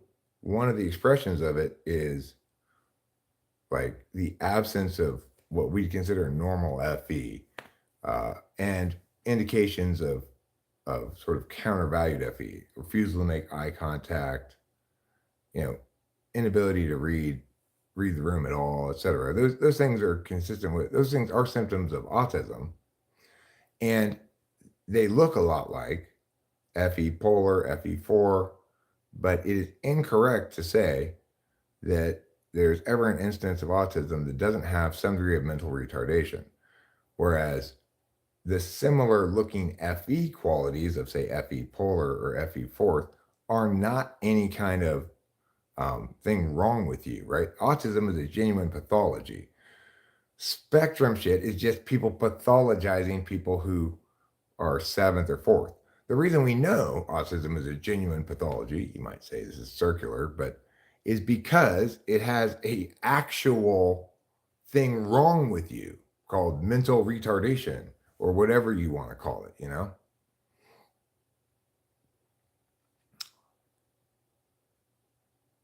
Your thinking is morally bankrupt if you understand what you are doing. It's self-serving, in my opinion, and all about my ego. Well, I guess it's somewhat about my ego, but you know, obviously you write whatever you want. You write whatever you want, however you want. Obviously, my opinion doesn't matter. You're going to do what you want, and you should do what you want. So, but like, I can't help but tell you the truth about what I feel about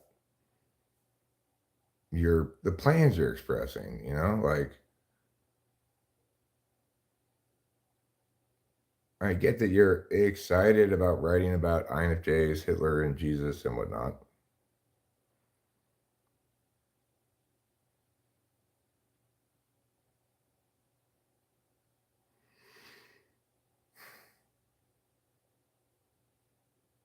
And like I said, often books that are written by people who don't understand things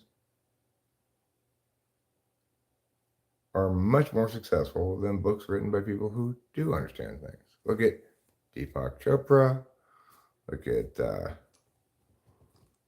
Alan Watts and what's that guy's name? Eckhart Tolle. It's just a lot of NI fluff, but vastly more successful than I'm sure I will ever be. So, you know, what you get if you want to write your book, you get to have an increased chance of being successful with your book than I'm going to have. What you don't get to have is me agreeing that you'll be meaningfully explaining anything. So, I mean, the thing is, Cone Man, it's like if you wanted to prove me wrong or whatever, at some point you make a claim and substantiate it rather than just making a bunch of random claims with no justifications, no examples. You know, that's representative of how you're how you make a case, how you make the case against me, or how you make the case for anything or against anything. And I can't help but say that that's not indicative of good case making abilities.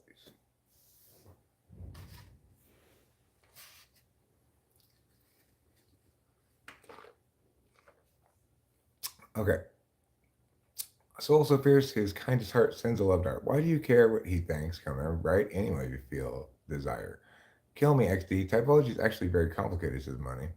Elaine, are you drunk? Ruben, thank you. No, I will not kill you, Elaine. I had 3 cups of coffee. Are you a kid? Didn't you say you're in your 20s? Or an offline RPG? Caffeine actually somehow calms me. Michael Pierce ain't no queers. Drink 4 beers, has no fears.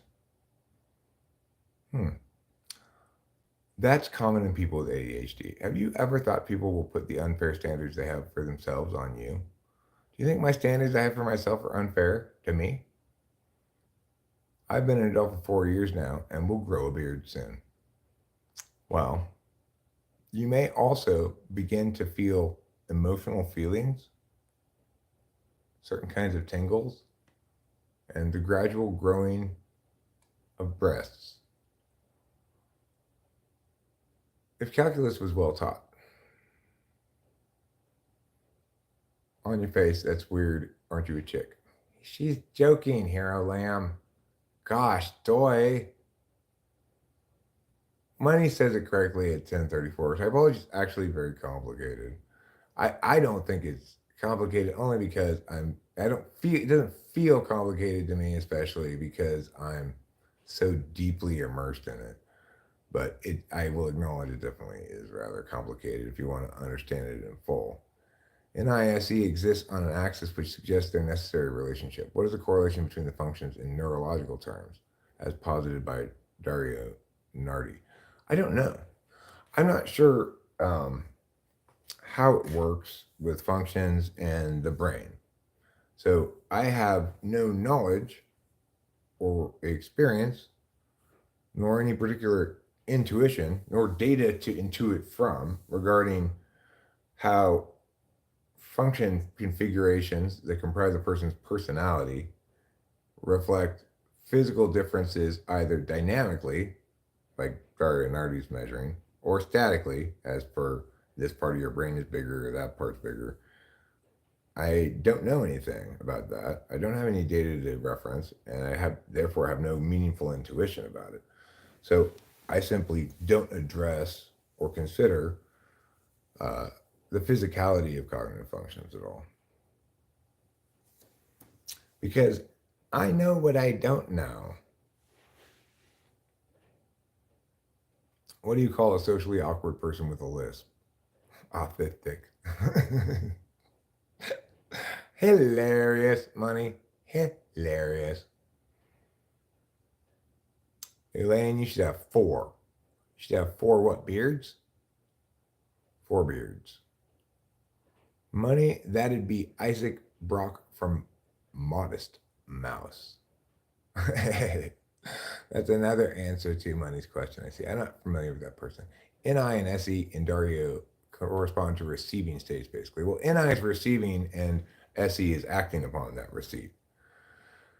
Both NI and SI are receiving functions and that they're knowledge functions. You receive the knowledge, right? I feel like I'm debating with a child with you, Eric. Much of your discourse is either a bunch of definitions or obvious shit. Okay, well, if you feel like you're debating with a child, you feel like I'm debating like a child, then you are doing a poor job of assessing that. Aren't you an INFP hero? No, he's ISFP. I think he's ENTP2. People type him INTP, but he's more action type. I know, okay, no saving me now, Elaine, according to him. Would be interesting to hear actual facts about the claimed Jesus and Hitler were INFJs. Well, I mean, well, read Cohnman's book. Curlers play the NE and SI to broad specific activations, respectively. Well, I think he's failing to distinguish between the two adequately. This is the problem I have with Darionardi. He didn't do the work necessary before he started taking measurements. Not talking to press or random people doesn't mean introvert. Yes, might as well go all in. Terrence McKenna. Sorry, we don't speak about that. Coneman 3 says Jeremiah Fix. Hero, it just pisses me off his attitude. It's stupid and unethical. Okay, well, you might not like my attitude. I think it's unfair to call it unethical. My attitude can be stupid if you want, but um, I'm not lying at all, right? I'm not projecting onto you anything. I'm not displacing bad emotions onto you. I'm not misrepresenting my position, and I'm not trying to be mean. So it's not fair to call it unethical.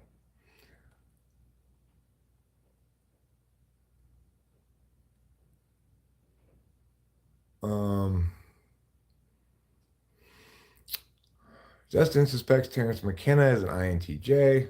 Why would you be mad at him, though? It's his problem if you believe it. Come in, instead of getting upset, why don't you feel absolutely charmed by his ways? Yeah, you could try that. Good question, Ruben. Good question. How many times a day do you guys drink coffee? I'm drinking it like all day long, pretty much. You're so negative, Eric says, come in. Well, I don't really think I'm particularly negative. I negate as a tool function kind of, I check and either meow or meow things. But negation is different than negative. I like to think I'm a pretty positive person. It's not about MBTI. He's mad because he feels he's being talked down to or whatever. I get he feels he's being talked down to. But see, the thing is, I'm not talking down to him. I'm talking to him the same way I talk to everybody. It's just what I'm saying isn't affirming his plan to write these books. So, I don't know. The epitome of a rogue ENTP. There's only one kind of ENTP. They're just ENTPs. Now, you could differentiate among ENTPs with, say, Enneagram, or just by pointing to, he's a particularly nice ENTP. He's a particularly, yeah, you could make those differentiations, but they're not meaningful like the distinction between types. Good that we have Coneman as a moral authority figure. His feelings must be established as accepted ethical norms in this channel. Well said, neighbor. Too many first class. Like four? That sounds like an interesting D&D class. ENTP Rogue. Right. I think I'd prefer to be either a ranger or a bard, though. ENTP Bard. Elaine will have to work out her energy somehow. INFPs are heroic in certain ways, said because I have FI 8th slot. INFPs are the scariest when mad. Sometimes yes, sometimes it's all I drink in a day. Tell me about shit as I. It's bad when it's all I drink in the day too. I feel like parched. Carlos, it's his belief in his near omnipotence. I do nothing about me should, should make anybody think that I think I'm omnipotent. You may mean omniscient, but it's insane to think that I think I'm omnipotent. And then the unexamined rejection of the abilities of others that pisses me off. It's not unexamined, right? You keep stating claims. I keep reading them. None of them have justifications. And that's my justification for questioning whether you're ready to write these books. Is one of the justifications I have, right? So it is not the case that I have not examined your words. You've spoken plenty here. And it is also not the case that I've not provided justifications. I have, unlike you.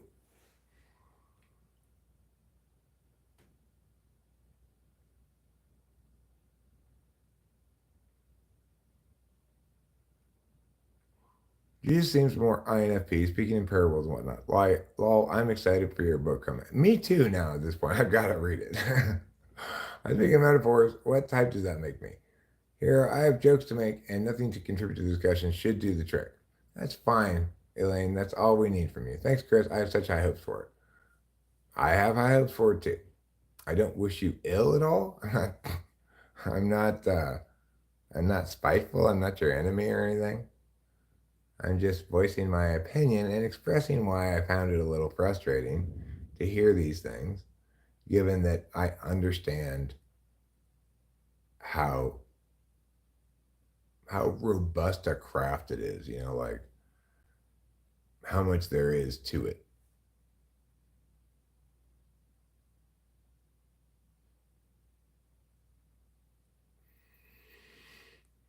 Parables are story length metaphors. No, but it will have a section about everyone in this chat. sizzling. Satan is an INFJ. Whether it be hand-drawn portraits, because I'm an INFJ, I'm aware of potential distress caused by my messages, but I can't help it as he's pissed me off so much. Guess he hit my sensitive buttons. You don't need to worry about me being distressed by what you say. Okay? I'm a big boy.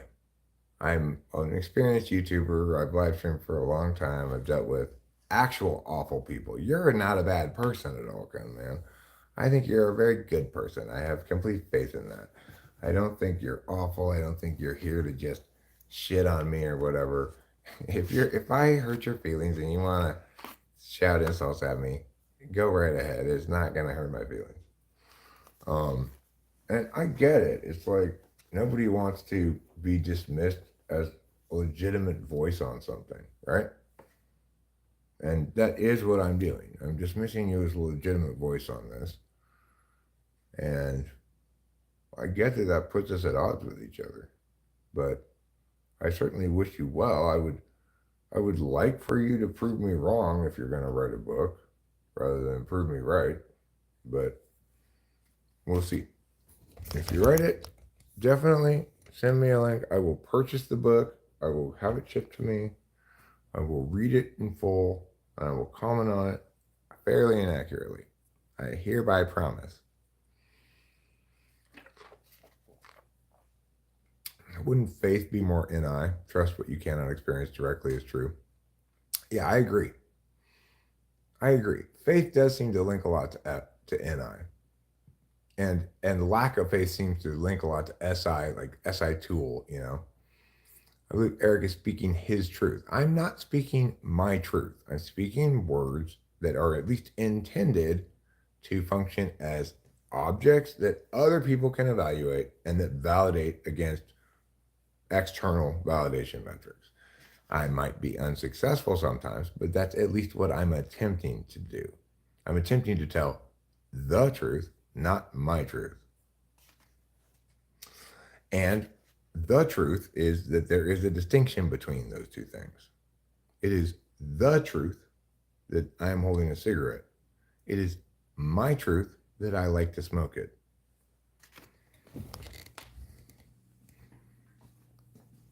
So it's important we don't, just for everybody's sake, right, that we don't pretend that everything's subjective.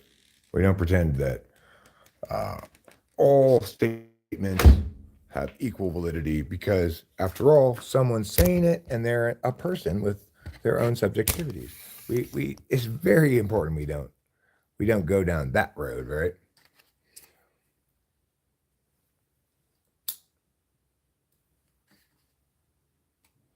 You might say, I failed in my attempt to speak the truth, but you should also agree that I'm not making an attempt to speak my truth.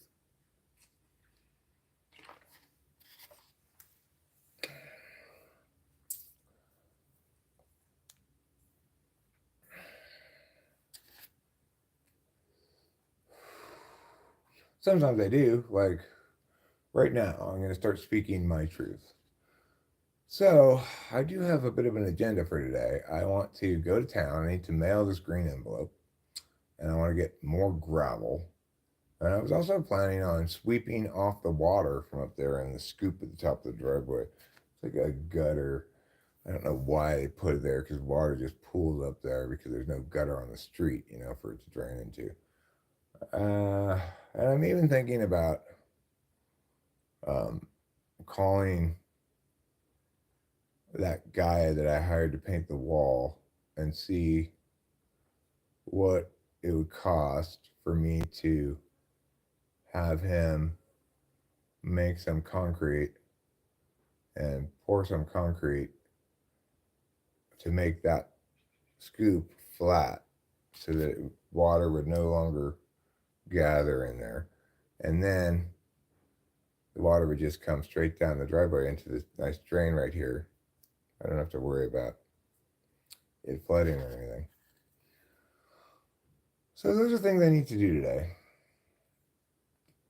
At least I plan to do today. One that's most important is mailing that green envelope.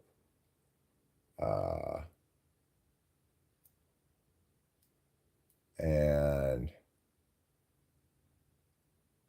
gravel is less important. Calling that guy would be a good idea. Hey, hey, get away from me.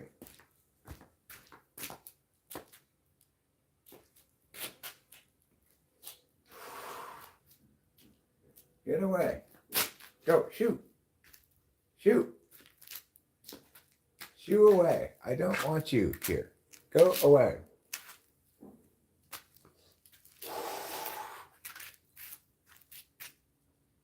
There's a bee.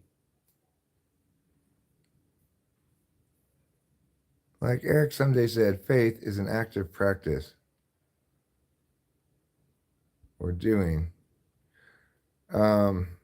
Doing is SE, but faith is an active practice for me. Is simply the practice of saying certain words in prayer to God, which is practicing faith in that it's behaving as though God exists, hears me, and that's purposeful in some way.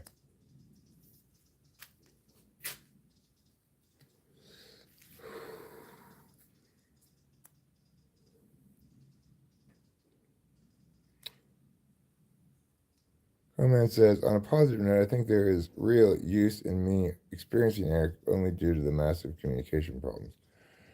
Well, I mean, the communication problems linked to um,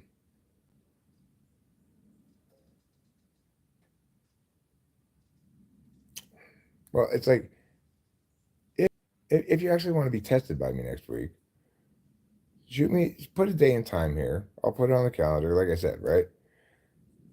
The thing I suspect is that if if we were to do an assessment, right, and I were to ask certain kinds of questions, you would either not want to answer them, maybe, or not do a, you know, perform on said tests. I would explain that that meant this, and that you would say something like, that's not what that means, or I don't know. That's what I suspect. I don't sense in you a great deal of eagerness to be objectively assessed, right? But I would like to do that assessment. And then we could talk more concretely about why meow or why not meow. If in fact that assessment determines you're an INFJ, like you say you are, then that would be extremely interesting in that I'd have to really quadruple down on my notion that chat doesn't inform me at all, right? I, I think it does inform me a little bit more than not at all. So uh, I intuit, suspect that an assessment will go a certain way, but the assessment goes how it goes. I don't I don't direct the assessment where I want it to go in any way. I'm actually trying to figure out what type you are. I'm trying to eliminate the possibility that I'm wrong by, you know, being kind of like, no, no, no to my feelings and intuition at all times.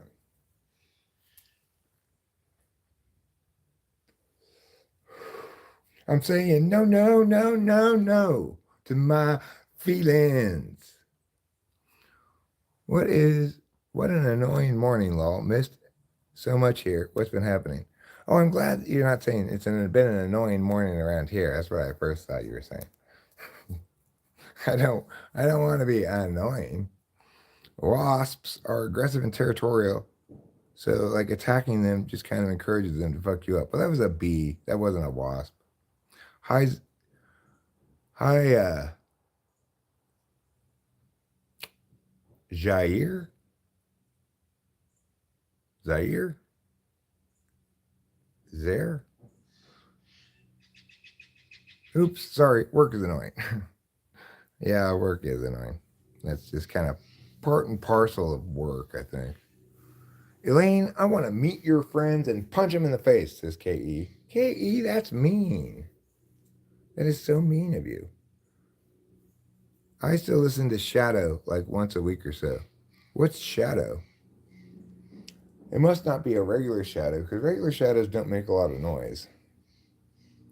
You want to meet yourself.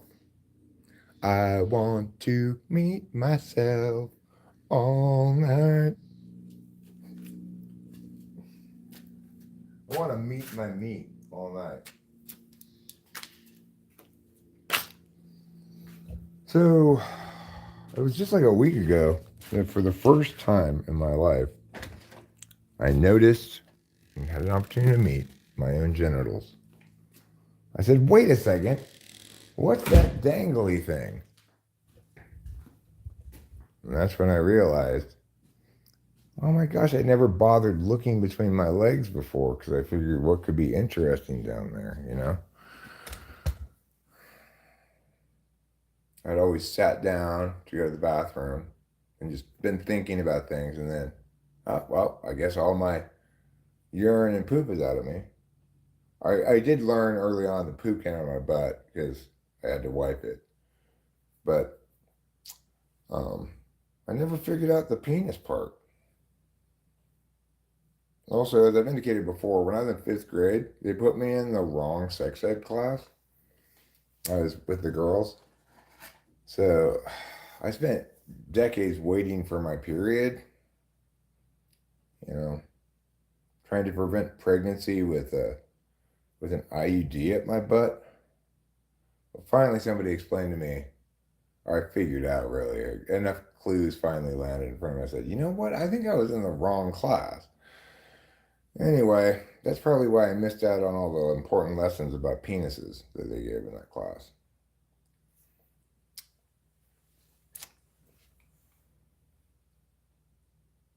All right, let's see here.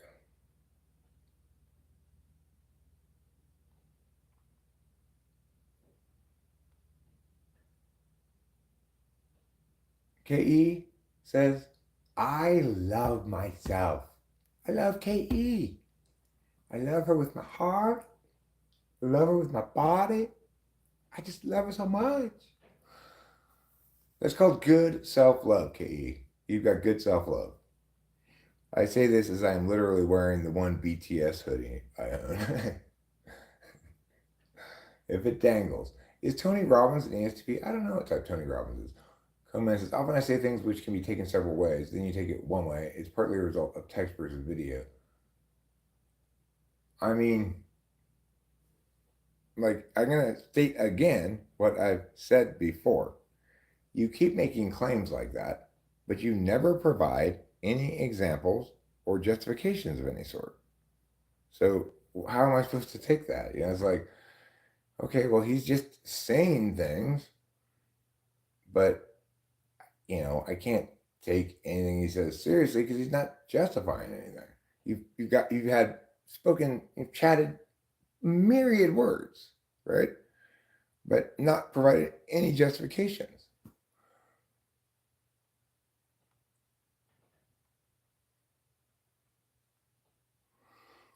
Ruben says he thinks Tony Robbins is NI instrumental. I trust his judgment on that because he too is. Ruben himself is NI instrumental, specifically NI2. KE says, I did buy a cupcake once and a candle to celebrate Jungkook's birthday before he became an international pop star and was just a guy who was a perfectionist and cried on stage. Just like I made a pot roast for Johnny. Remember that? That was pretty exciting. Are girl bands less popular because guys aren't allowed to have fantasy crushes? No, girl bands are actually very popular. Who said, Boba Fett says, he may be the only recent motivation dude. He actually has some good stuff. What is a fantasy crush? Well, like, I have a crush on the idea of being a wizard with a lot of spells. Like ENTJ for turning around, probably. Although, I wish you'd say more about goals. I cried 3 times because Yoongi was so cute. Doesn't get lower than that. Isaki did the same. Yeah, GL, he's got powerful mindset stuff. Helped me a lot, especially in the early 20s. Who's GL? Gary Langwood, very expressive for ENTJ though. I mean, he is both like a rabbit and a feline. And Yoongi is charming. Chris Chapin, I assume, is a person you would like to be with, but no, you can't. And I think it's which fantasy trope do you fantasize about being? For me, it's wizard. Not my type, but he seems like a different. But he's like a person I can see how he think I'm a decent friend. Now I only keep up with girl groups now, kind of. But my BTS history stands strong. Young line always for me. Oh sure, okay, I misread. But I'm bad at typing. In fact, I noticed a bunch of SC stuff about the person and patterns, etc. But none of it is theoretical, so can't explain it. Hero Lamb says, "I'm Manuna," says Ke. I think I may envy Eric's self confidence. I don't have that. I didn't understand how he could be so confident with some opinions he has, which are to me relatively unexamined. I mean, what makes you think they're unexamined? I've got like 7,000 plus videos. Does none of the examination I did before you arrived count? That's good, Ruben, but like you have to ultimately help yourself. GL is Hero Lamb. Oh, that's who GL is. Hero Lamb. That makes sense. That makes good sense, Ruben. I'm pretty sure I wouldn't like Yoongi IRL, but a girl stands when she stands, who she stands. What's STANS mean? A girl stands who she stands. That stands with a D, you mean, or what? I've never heard that term before. K-pop is basically hardwired to make everyone fall in love. Have you experienced seemingly untraceable high-pitched sounds? I've been noticing it a lot lately. I have a few of those. I'm not thrilled with the way that my ears, like my right ear, I've got tinnitus in it, I think. Stan equals stalker plus fan. Oh, like Stan in the Eminem song. I wonder if he also meant that when he said Stan. Best girl group is Bananarama, maybe. But Eric provides his explanations. At least if you don't agree, you could appreciate he explains his reasoning. No one cares. No one cares about my previous examinations of stuff. Well, I mean, I'm not saying people care about it. I'm just saying that to say that I've not examined these ideas adequately is to position examination as something that, I mean, I don't know what you could mean by examination, that my extensive library of videos about the subject, live streams in which I engage people about the topic, etc., how that doesn't comprise examination. It's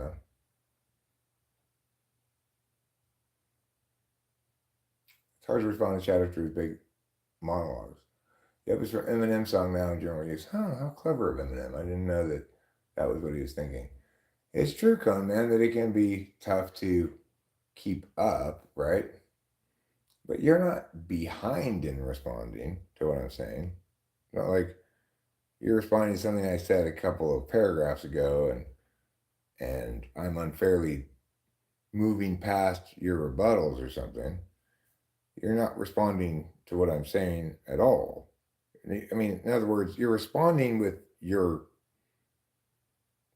claims, but it's not on point, right? You're not responding. Eric, you said meh, and this is meh, right?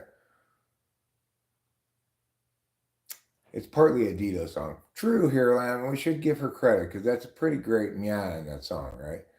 Ma ma ma ma ma ma ma ma ma ma ma ma na na na na na na na na na na na na. Ba-na-na-na-na-na-na-na. Ba-na-na-na-na. Ba-da-na-na-na. Ba-da-dun-dun-dun. Ba-dun-dun-dun. That's a really good melody, right? I want to thank you for giving me the best time of my life. I don't like the song Stan. I like that Dido song a lot. I mean, Stan's like a good piece of art, but it's not something I would listen to on any kind of regular basis, right? It's too much a story and too little a song. Mama, mama, mama, mama, mama. Hello, you gave birth to me. Mama, mama, mama, mama, mama. Hello, you gave birth, I see. And I was a baby at 53. Still will I be today. And G. Big Girls Cry is a killer tune. Is it? I thought they didn't cry, according to that other song. Those two songs are directly in conflict with each other. Big girls don't cry. I see, JF. TBH. To be honest, when my ears ring, I pay attention to what's happening, what I'm thinking, etc. I do too, Lou. Um, and I wonder what's going on. I don't tend to think of it as spirit knocking on my head. I'm like, what the hell's going on with my ears? Why am I getting ear ringing? Or this high pitched sound, you know? So obviously, whoever asked that question is probably thinking there's some weird thing going on, right? I want to know what weird thing it is. Let me Google it. Being right is often less important than being kind. I agree with you, Cone Man. I would hope that people could evaluate me against a different me rather than against an ideal. I'm a lot kinder than I used to be, and I aim to become kinder still. I tried to express my thoughts today regarding your books and stuff as I tried to not be explicitly unkind. Um, I hoped to communicate my thoughts about it in a way that was kind of flat and neutral. Hoping that perhaps that would be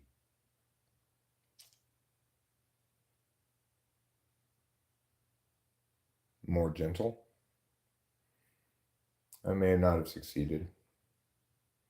I don't want to be unkind to you.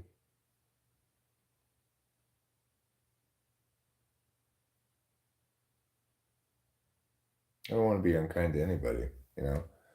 The absolute worst things of my life are memories of me being unkind or cruel or wicked in some way. I don't think today's going to haunt me because I wasn't purposefully unkind, and I made an effort to minimize the amount of unkindness that I'm manifested. So I did the best I could. And I'm still doing a good job too, right now, even. For people who've been around a while, they know that it used to go like this. You muggity muggity muggity moo muggity muggity muggity moo. No. It used to be a lot more like that. So, because it used to offend me more genuinely when people use language differently than I do for different purposes. I understand better now why those differences manifest, and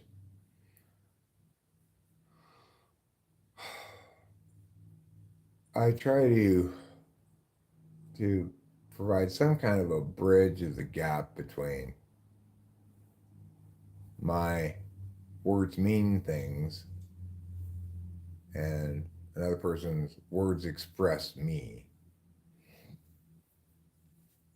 I get that words express you, Kun Man, and I understand that nobody wants to be silenced or told that they ought not express themselves about what they want to express themselves about.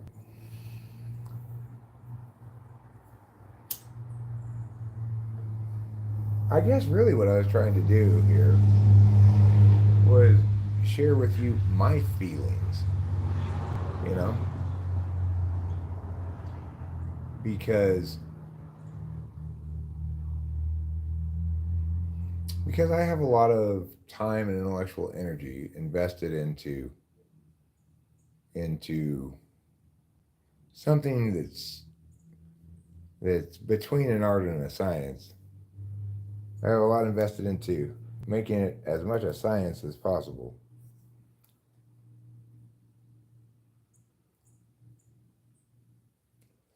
I have no problem with people building off of all the work I've already done. I think that would be fantastic, you know?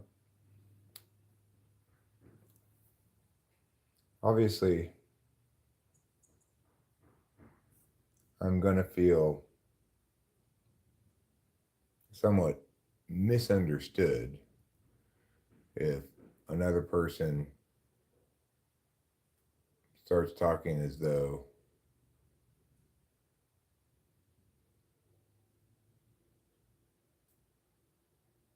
there's no need to go through,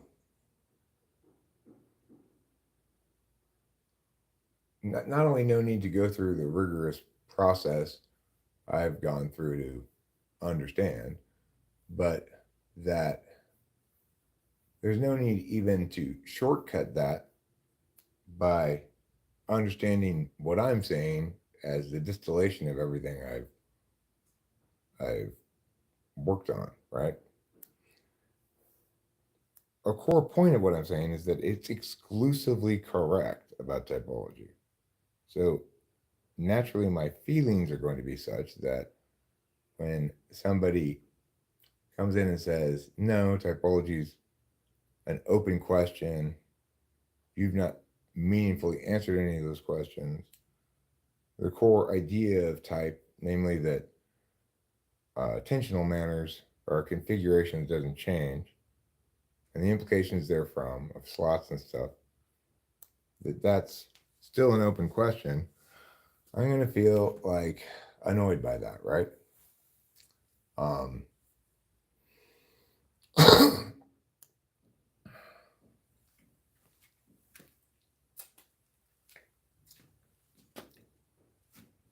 you may say that's just me, my ego, or whatever, but I'd say that defending the legitimacy of a lot of serious work you've done is does not qualify as just an ego matter, right?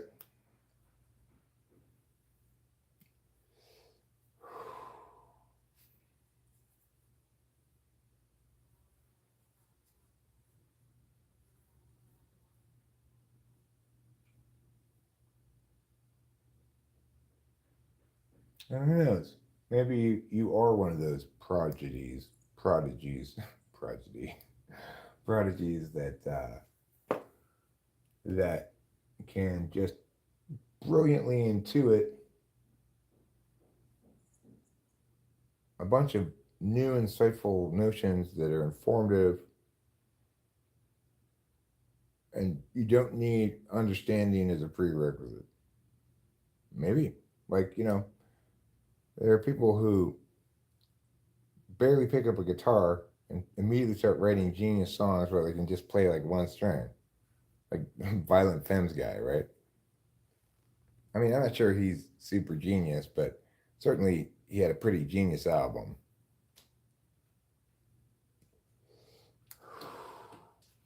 So it would be wrong to say, oh, you need years of experience in music to make good music. That's totally wrong. I do because of my configuration.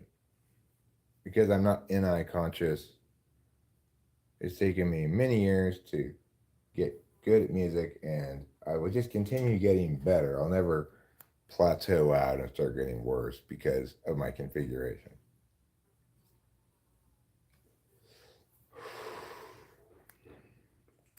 But other people can just get right into it and succeed immediately because it's about the track they produce, right? It's about the song they write. It needs to be evaluated on its merits. It has nothing to do with the person who made it. Once it's made,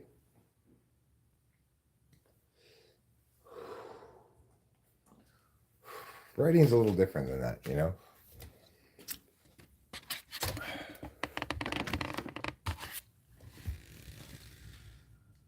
There's no way to produce writing in a way that's not your voice. You write a song, anybody can play and sing it. It exists independently of you. Arguments are kind of like that. Once I've established arguments, others can take those arguments and use them. But writing itself cannot really be divorced from the writer because it is the static representation of their voice speaking.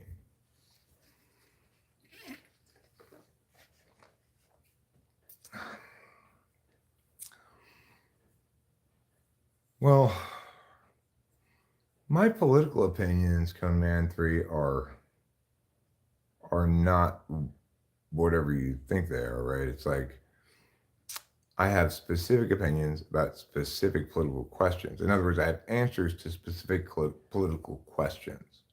That's how I engage with politics. You and I engage with politics differently. You engage from a mythological perspective. I engage from a concrete and logical perspective.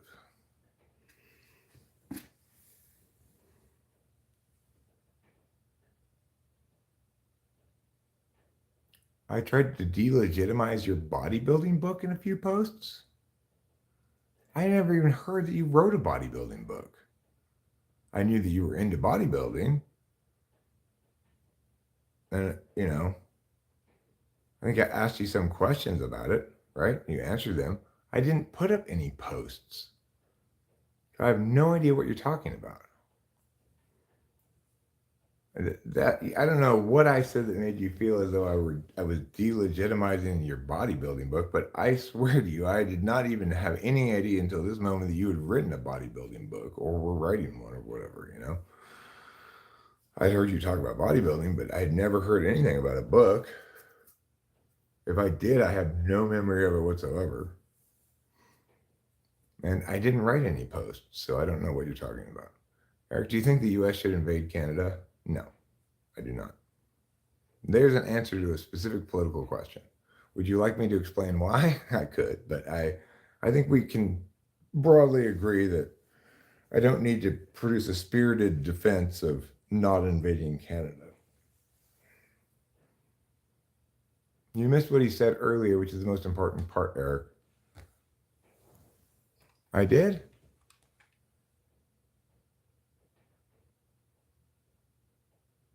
I think I understand you, Eric, but I don't think you understand me. Well, the thing is, comment, you might be right about that, but I'm not trying to understand you. I'm trying to explain things that can easily enough be understood if explained well. In the process, I'm encountering you engaging with my explanations in ways that run afoul of my approach to language, right? I may or may not be understanding you correctly, but I am understanding the topics of morality and typology correctly. To the extent that you disagree with me, that's fine. I try to resolve that disagreement by establishing which side is correct. I only watch Kirk Honda. He taught me how to actually conceptualize people's behavior in a more gracious way. Is that the part I missed? My first appointment with him was right before my aunt died. Then Nairi, a few weeks later, he helped to shepherd me through a great darkness. Who's that? Your shrink? Somebody in Australia, and he taught you internal family systems. I talked about internal family systems with my shrink yesterday, and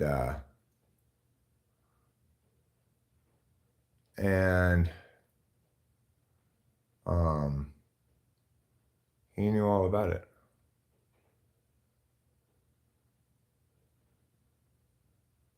Yes, I did. I responded to it, in fact, Lou. Responded with the word awesome. I guess we can conclude that hermit crabs are evolving. They're like Texas or something in the US. I would love to hear it, Elaine says. Hello from India, says Madhur Kumar. Hello, Madhur Kumar from sunny California. Harold M says, yo. Sarah Jane says, what are your thoughts on Trump? Um, I mean, I have a lot of different thoughts on Trump. If you're asking me if I'm a Trump supporter, the answer is no. If you're asking me, do I plan to vote for him or something, the answer is no.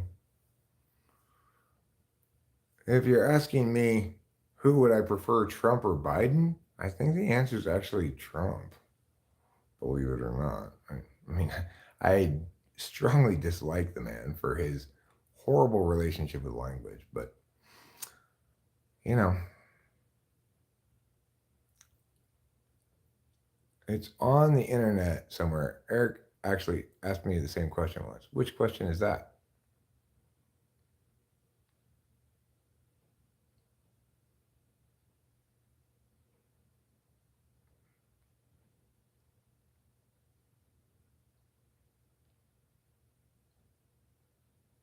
I can't even imagine Luke fills me with dread just thinking about that type of thing because there's no escaping it. I see. Um, do women in Texas have bigger butts? I don't know the answer to that question, but I'm glad you asked it. I feel that, Coneman, though my project set is different, says Lou. Hero Lamb says question mark, line, question mark. Scott Morgan, YouTuber INFJ. Kate, not to be a stalker, but I watched a little of your typing after WM sent the link. Scott Morgan. Oh, nice. Obvi. I haven't checked my email. Beats dullest at soft spokenness. Lala Lane, if one of you was linked, I'd watch it too, so it's not particularly stalkerish. La Maquina de Santos Canam says, fire hello from Puerto Rico. Let me pronounce your country's name. Or your, what are you, a territory or what's the thing? What's the other thing that's not a territory? It's like a territory. Puerto, Puerto, Puerto Rico. Puerto Rico. That's how you pronounce Puerto Rico. Like that, okay? It's the land of grapefruit flavor. You know that a lot of grapefruits we eat come from Puerto Rico. It's true. So that's why they call it the land of grapefruit flavor. What are your thoughts on the unethical production of almond milk? Great question, Elaine. I don't object to us squeezing the milk out of almonds, but I just think it should be humanely done.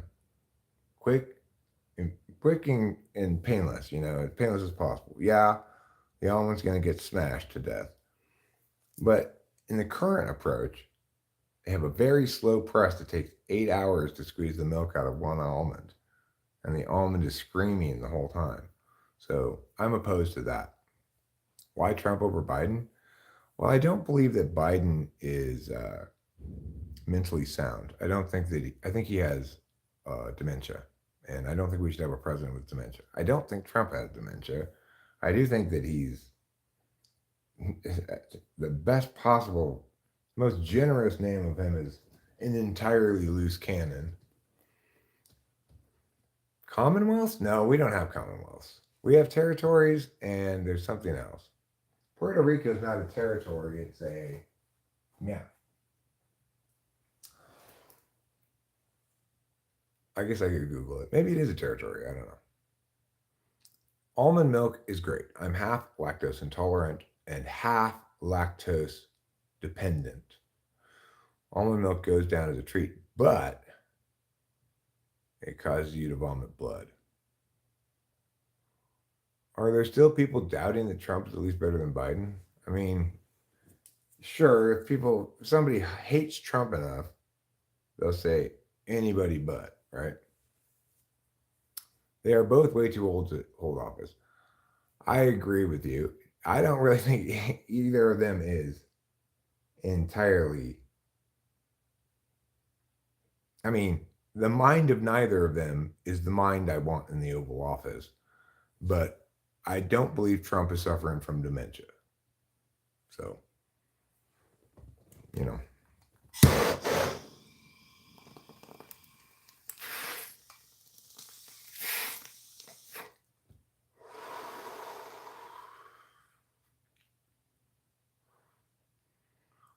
I mean, Lou, it's not like Trump's going to do anything specifically to harm gay or trans people. He's just maybe a bigot, right? But he's president. He's not passing laws. He's not he's not ruling on laws like courts. He's an executive. So I agree Trump's an authoritarian, and Trump seems to believe that the president has more or less unlimited power to do whatever he wants. But if you actually look at his record, he was less transgressive, dramatically less transgressive in that way than, um, say, George W. Bush, and really rather on par more with Obama's first term in terms of presidential access. Rhetoric is very impactful, but of more significance is whether or not the president should have dementia. I say no. I'm voting no on proposition that.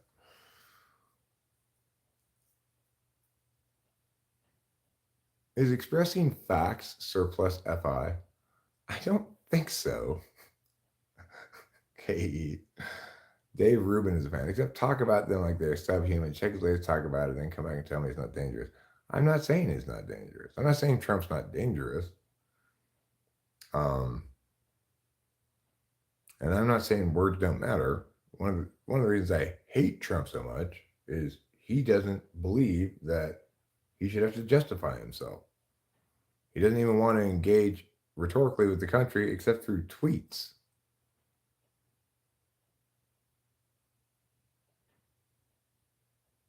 Well, I don't think Trump is a fascist who wants to turn America into Hungary. I mean, that's not an objective evaluation of the situation. He's not a fascist, right? He is, he's like Andrew Jackson.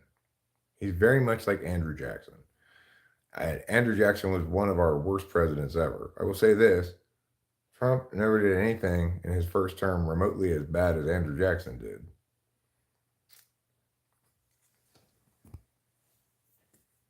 Look, I think you're right to hate him.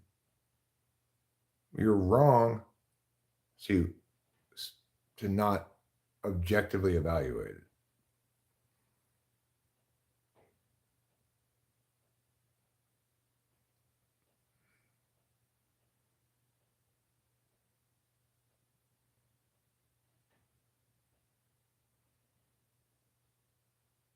Geopolitics is the dry vagina.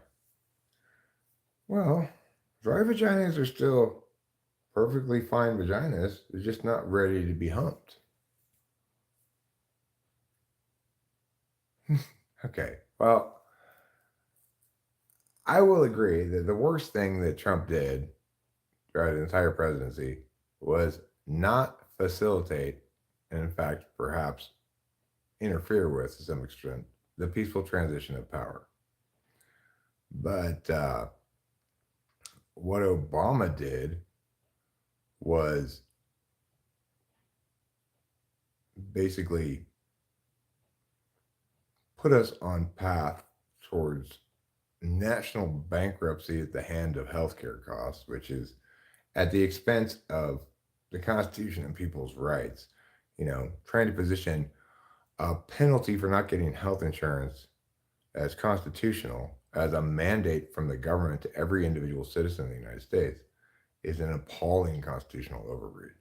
Obama not only sustained but intensified the appalling human rights violation that is the drone strikes, which Trump actually dialed back on. Obama failed to quote close Guantanamo Bay. It persisted in its appalling human rights violations for the entire duration of his presidency almost. So be honest when assessing things.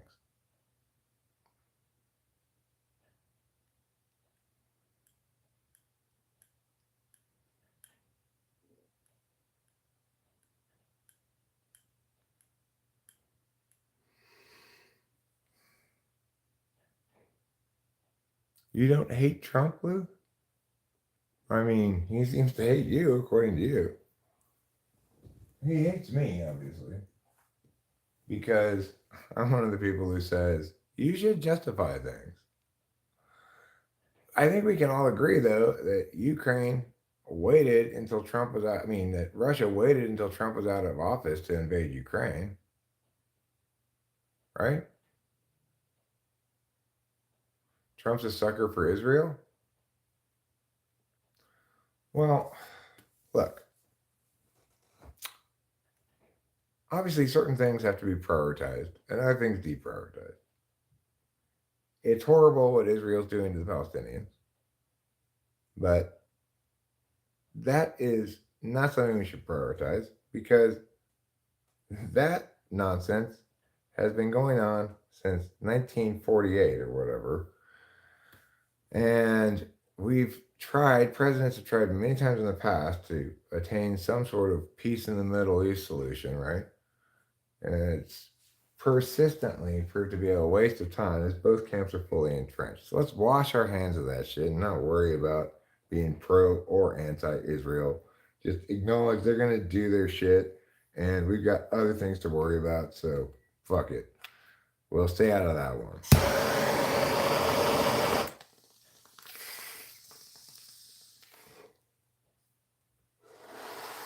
I'm much more concerned about Taiwan than I am about Palestinians. I'm much more concerned about Ukraine than I am about Palestinians. With Taiwan and Ukraine, you've got free and civil societies, Western style states that are under direct threat of being overtaken by authoritarian um, regimes with imperialist designs, you know? Obviously, that's a bigger concern.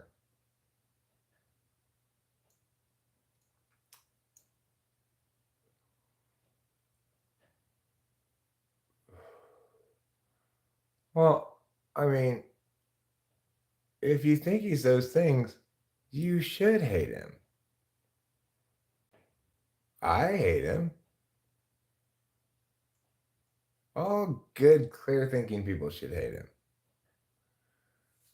He rejects reality in favor of his own fantasy version of it.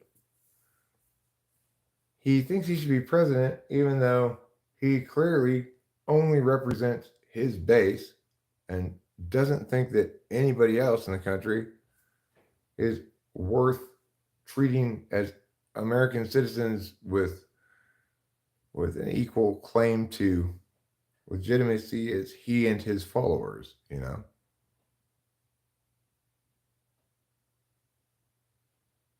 People look, there are no transgendered rights, right? There are rights. Do transgendered people have the same rights that everybody else does? Yes. It doesn't require any kind of special legislation. Um, you know, if they want to get surgery and change their body, it's their body. They own it. Obviously, they can do what they want with it. Like, should transgendered women, people who were originally men, transgender became transgendered women, compete in women's sports? No. Obviously. That would be the sort of thing that you need legislation to enforce. That's not something we should enforce. That's something we should do the opposite and say, no, this is not allowed.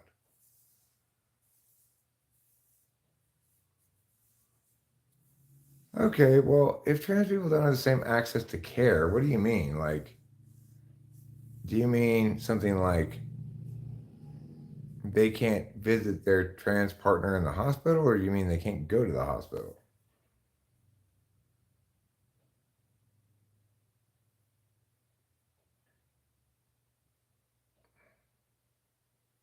No, Lou. No, absolutely not in any circumstances. If you choose to change your gender from man to woman, that's fine. But you should acknowledge that you're going to have to continue competing in male sports if you want to compete, or stop doing sports.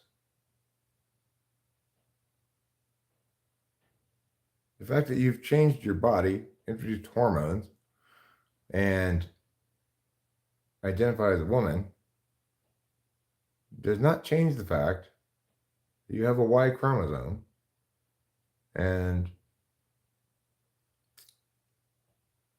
are not, it's not appropriate for you to compete in women's sports. You can compete in co-ed sports. You know, you can compete in male sports if you want. But if the basic principle is this: if you're a man who cannot compete successfully in male sports, then that means you don't get to compete successfully. Changing into a woman doesn't mean, oh, good, now I can be successful because I get to compete in women's sports. You still fundamentally are somebody who could not compete successfully in the sports, male sports, which is the area where you should be competing. It's cheating and it's unfair to women.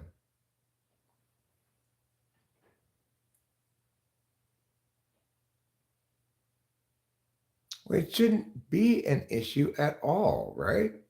It should be very straightforward.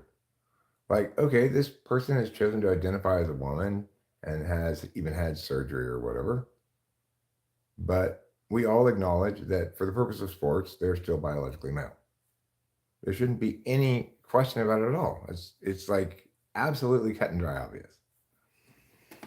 In other words, the idea that you can compete in male sports and then later on change and compete in male sports in female sports cannot possibly be a right, because it's a privilege only enjoyed by those who change their gender.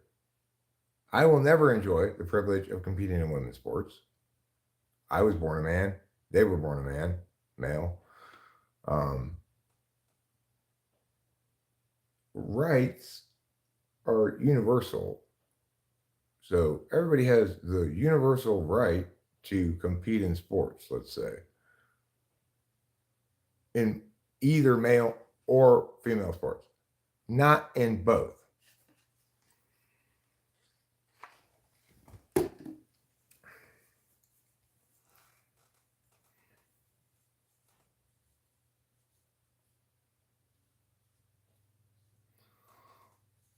Well, it's true that, identity politics has become yet another wedge issue. Abortion is certainly a wedge issue. Um, Inequality is a wedge issue. A dysfunctional economy, well, I mean, I think that's a wildly inaccurate portrayal of an economy that's mostly functioning pretty well. So, no, I mean, science can't be on your side, Lou. So, in other words, the only way you can say it's just and correct for a transgendered woman to compete in female sports is for you to say it's fine for me to compete in female sports. Because after all, it is the case that that person has already had the opportunity to, and probably already has competed in male sports. Just like once you earn money for sports, you're no longer an amateur. Once you competed in male sports, you're no longer eligible for female sports. That's it.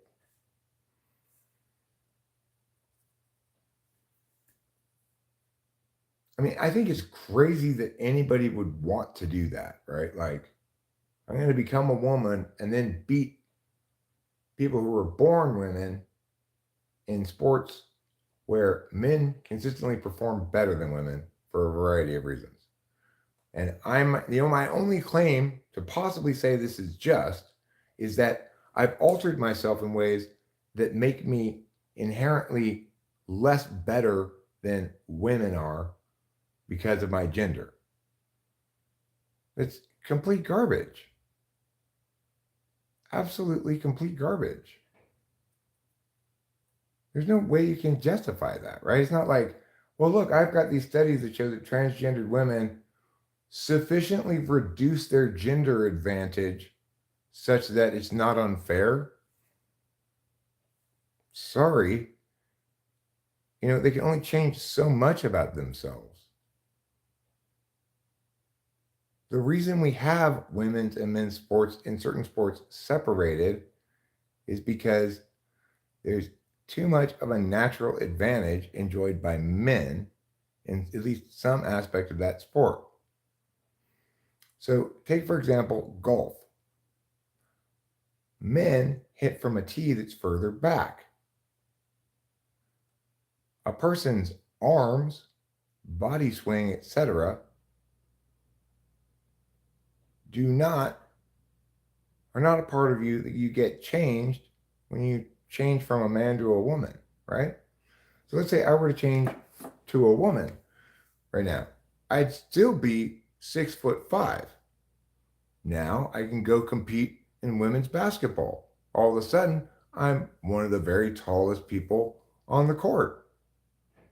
Oh my gosh, what a great women's basketball player I am.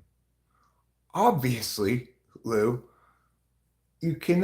no sane person can support the idea that I should be allowed to compete in women's sports if I transition into a woman. You can come up with myriad examples of why and how this idea does not work.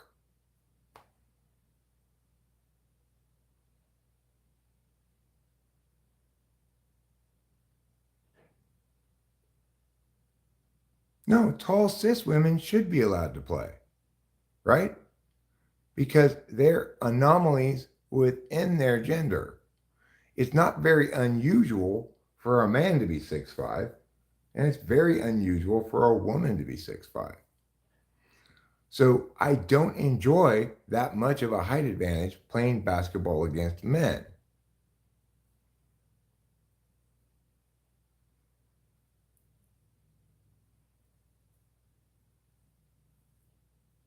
Young trans people are sometimes not going through the wrong puberty. Well, I don't know what to tell you, Lou. It's just that the idea that anybody who's born male can make changes to their body, hormones, identity that create eligibility for competing in women's sports is fundamentally flawed. You can't apply it as a general rule. There are so many examples of how it would just destroy women's sports. You might say, well, I'm 6'5", but there's women who are too. Should they not be allowed to play? I say, okay, well then let's imagine all the Lakers transition into women and decide to play in the WNBA. They'll win every year until it becomes necessary for all the other teams to have transitioned NBA teams or D League NBA teams, let's say, which will still whip the asses of any WNBA team 100 times out of 100, right? And now you've got the WNBA full of nothing but trans people. And then you have to have a BWNBA for born woman NBA.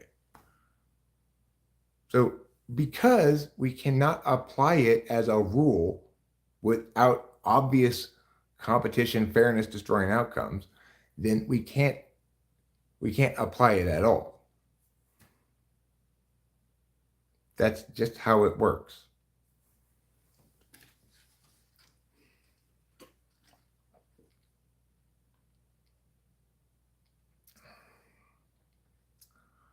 I agree it's a non-issue, right?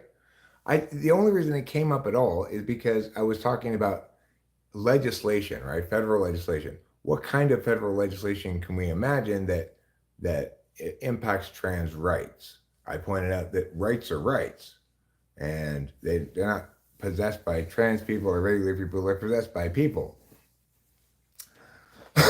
And the only kind of legislation I could conceive of would be something that didn't do a good thing, but instead a bad thing, like guaranteed the right of trans people to compete in the gender the sport of the gender they identify with rather than the other one.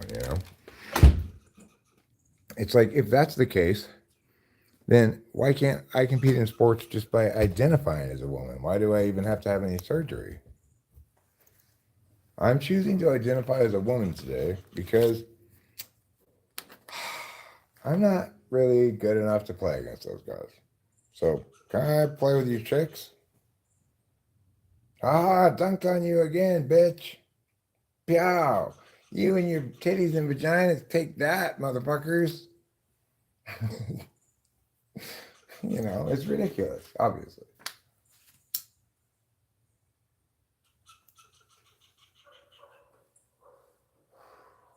It's not chivalrous, okay? What do you think about that? That's my critique of it. It's not chivalrous.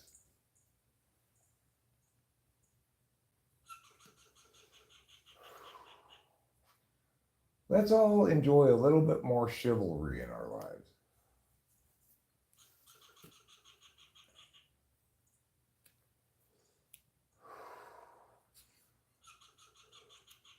So the thing is, I want to go back to actually Conan's uh, very valid point about certain kinds of issues being wedge issues or just basically used to divide, um, and make the following very clear point that it is that ideas like that are used to divide when they're only referenced as generalities.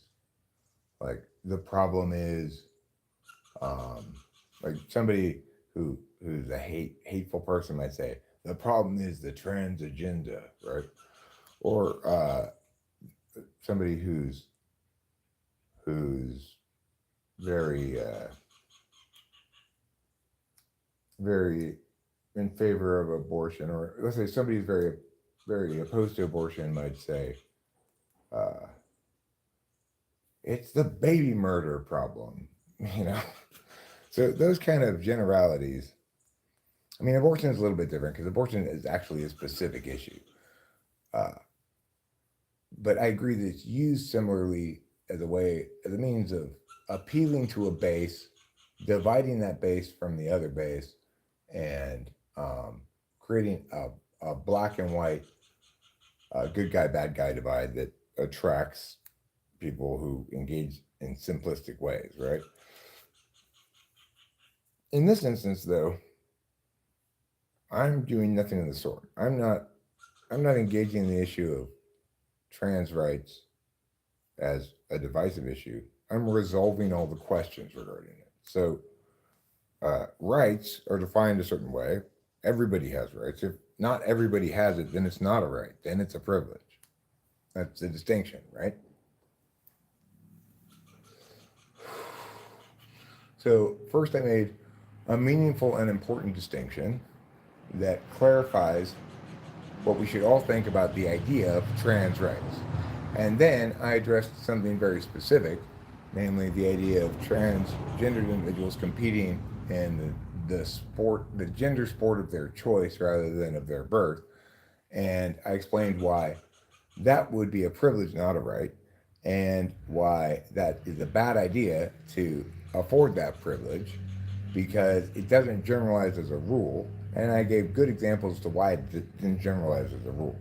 So I just wanted to use this example to draw a distinction between engaging issues usually used to divide in divisive ways versus in constructive ways like I just did.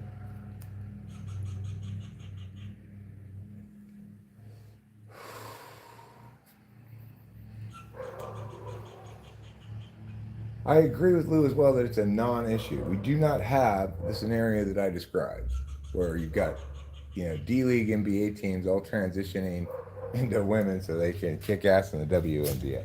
We do not see that occurring.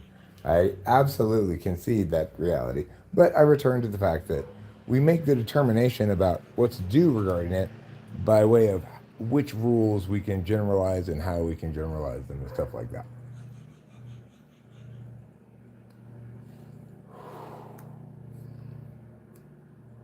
If it is the case that transgender people are having their rights violated in certain places, then there's already federal law that covers that. Civil rights violations are illegal by federal law, and they should be able to resolve those rights violations, those structural rights violations, via via the courts. It shouldn't really require any legislation.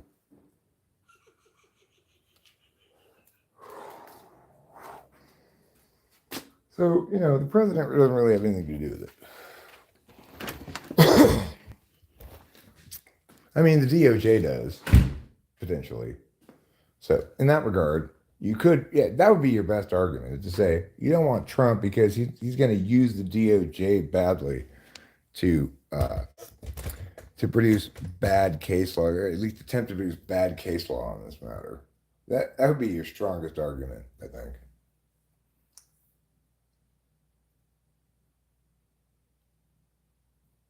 Not being an INFJ limits understanding.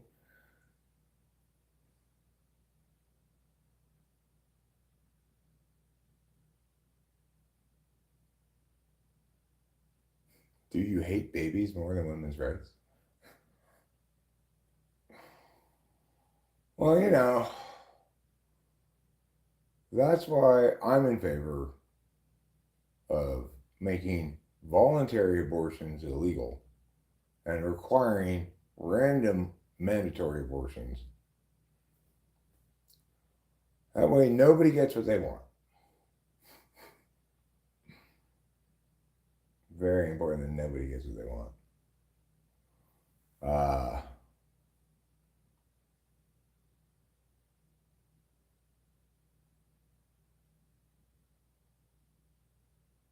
See, the main political problem today is the replacement of democratic pluralist systems with technocratic neoliberal ones. Eric won't comment as he probably wants more definition of terms. The latter above has resulted in demagogic populism. Trump is a populist. I agree, Trump is a populist. Um, is that consistent with society turning into a technocratic neoliberal one? Is Trump's ascendancy consistent with that or inconsistent?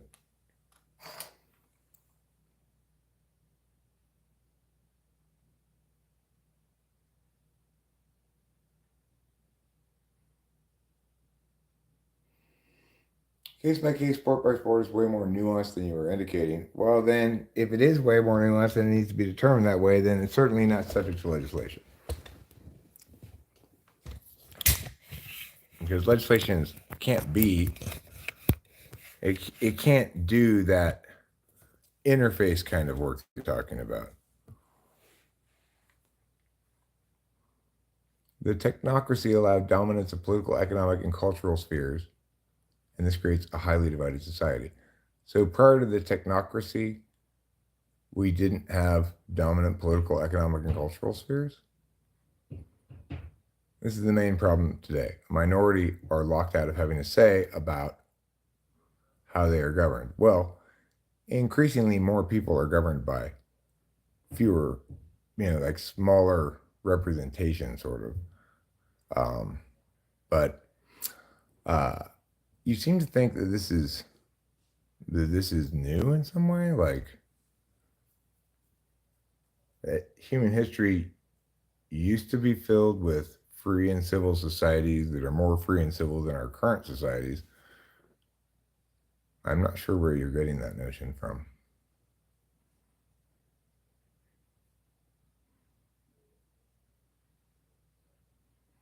Not to say that these issues aren't important, but they can be discussed when there is a person running for president on a platform that he has total immunity from the law.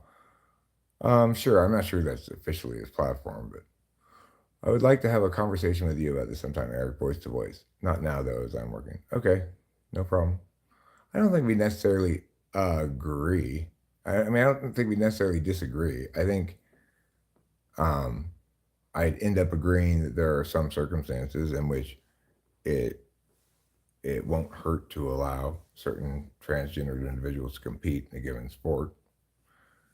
Um, but since we can't generalize it as a rule, I think it's not the sort of thing we ought to consider making federal legislation about.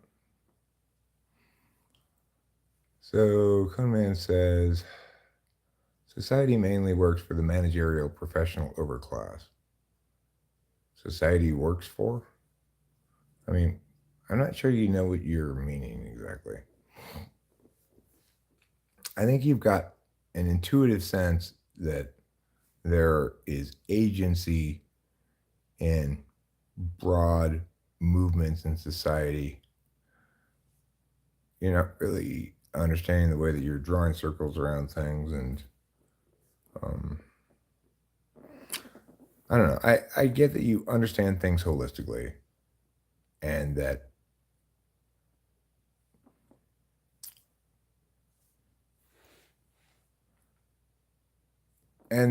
you believe that's informative. Jeremiah, are you saying someone would fake transness to compete? Sorry, I don't understand your post. I mean, yeah, that definitely happened. Look, Lou, it's like in debate how they have public forum debate, right? It's called policy creep. Obviously, the policy debaters who are good at policy but aren't winning, in one tournament they go, well, fuck it, I'll compete in public forum, and they bring all their policy techniques to public forum, which is supposed to be a less technical form of debate. And they win in public forum. Then they start doing public forum, and all of a sudden, public forum's full of policy arguments, full of policy theory arguments, full of critiques, all kinds of shit, right? It's just shorter policies, like half the length policy. Because zero sum activities, people prioritize winning to an extremely large degree. Winning matters a lot. And so if there's going to be a famous transgendered athlete, why is that transgendered athlete going to be famous? It's going to be for winning, right? The people who don't win don't get famous. I need chocolate, no offense, but this debate is not particularly interesting. Oh, that's me, Hero. That's me and my breast you're grabbing. Please, Hero Lamb. In Canada, a weightlifting record was beat by a trans person and was subsequently beat by a bearded dude identifying as a woman.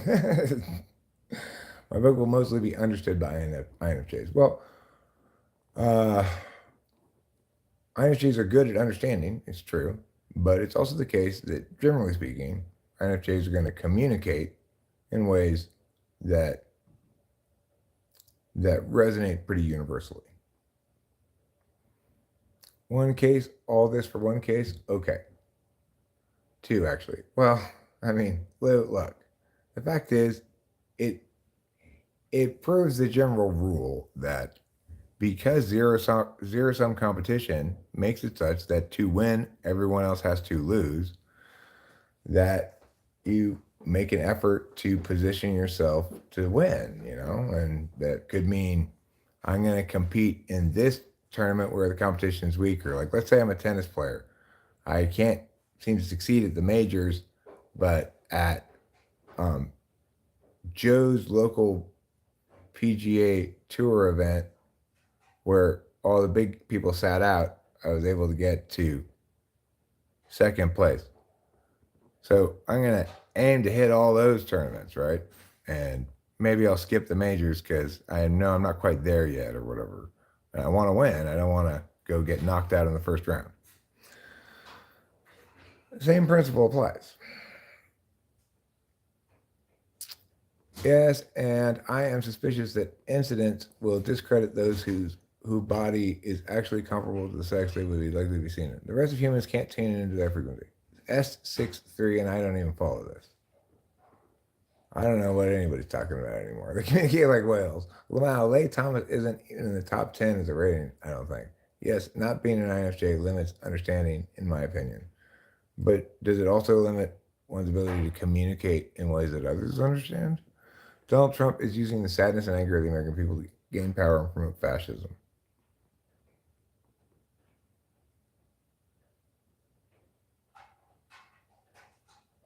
Oh, I am way behind. Wow.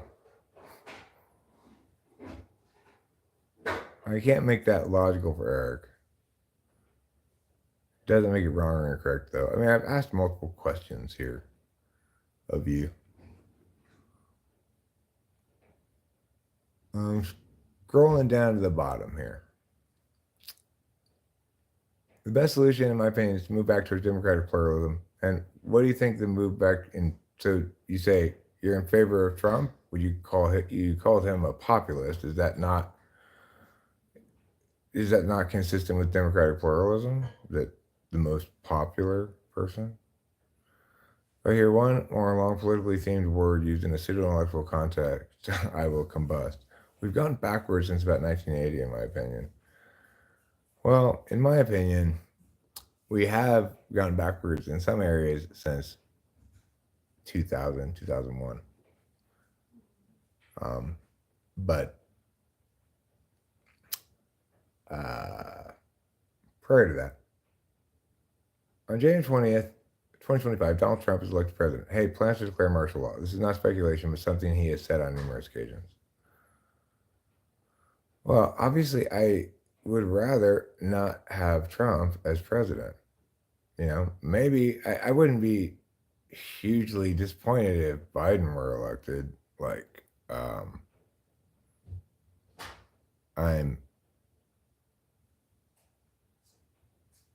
I'm scared for America for different reasons for under both of them.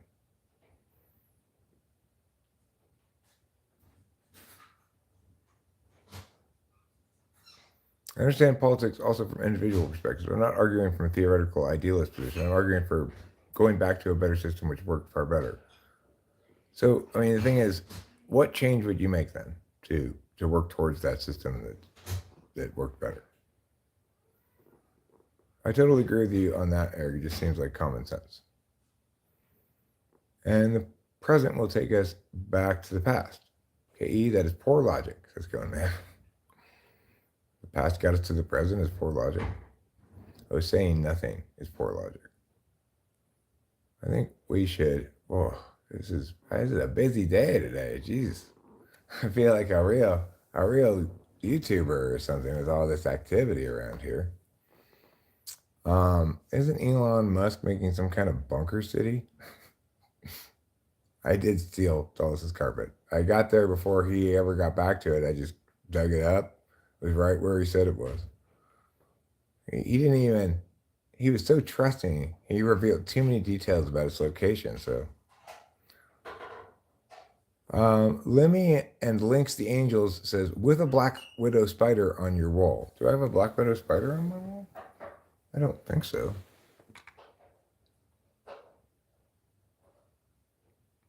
Got too many kids, plus he seems like he'd be the kind to be hissy about a shared fence.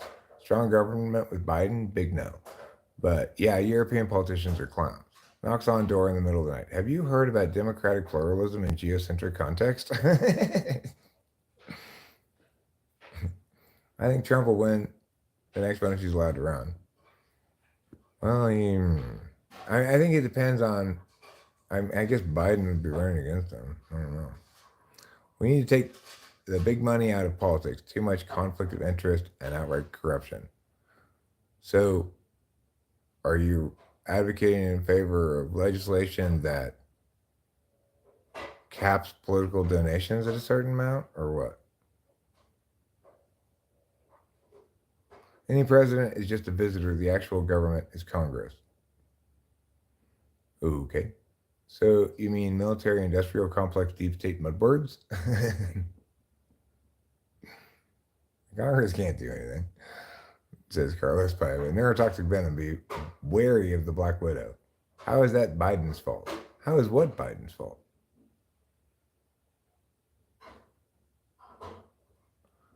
I don't know what you're talking about. I don't know what's Biden's fault.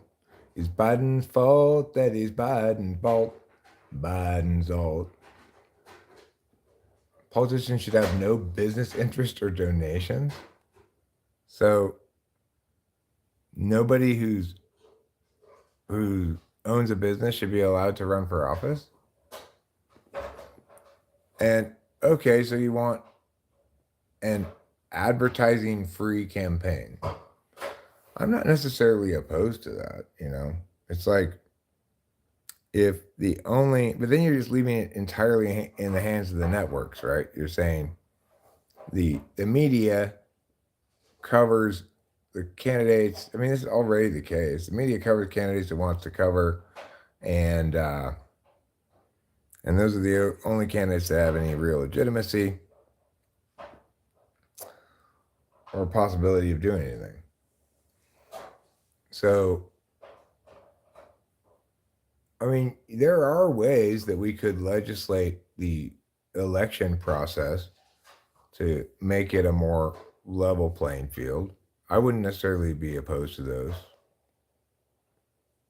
I don't I don't know I don't know how exactly you'd manage to successfully make it such that um, parties have equal access to a public pulpit as part of an election process. I'm not quite sure how you do that.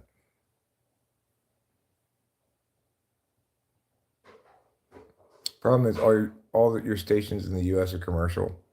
Well, that's not true. We have PBS, and of course, the other thing to remember, Cone Man, is that like everybody else in the world, we get almost all our media from the internet. And Cone Man says his thing is, I know it's not easy and radical. Well, it's not radical at all. It's a sensible enough notion. Um, One could construct legislation that would uphold the idea that you're suggesting is good. But wanting to get money out of politics is fine. But let's say I'm really enthusiastic about a candidate and I want to spend some money. Let's say I want to spend it like this. Let's say I get a permit to hold a barbecue in the park. I spend money on meat and decorations and stuff. And then I have some entertainment. And in between each bit of entertainment, I get up and speak and advocate on behalf of that candidate. Is that illegal? In your new understanding of things?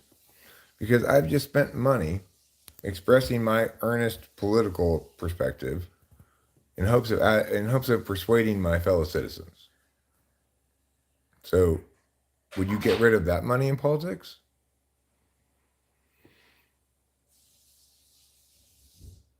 In the UK, politicians are paid by the state, but take all kinds of other jobs and money, which compromises the interest in serving the people.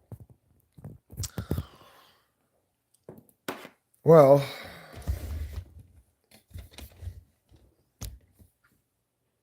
I mean, corruption is already illegal, right? Maybe there needs to be more enforcement of it. I don't know. Maybe you need to define it more strictly. I'm not sure. But like those kind of very reasonable, realistic kind of legislative things, I think broadly, there's no real disagreement about those, uh, that, that we proactively prevent corruption in politics. That is to say, politicians making decisions, acting on behalf of the populace because somebody bribed them or because it's in their personal financial interest rather than in the interest of the country. That comprises corruption.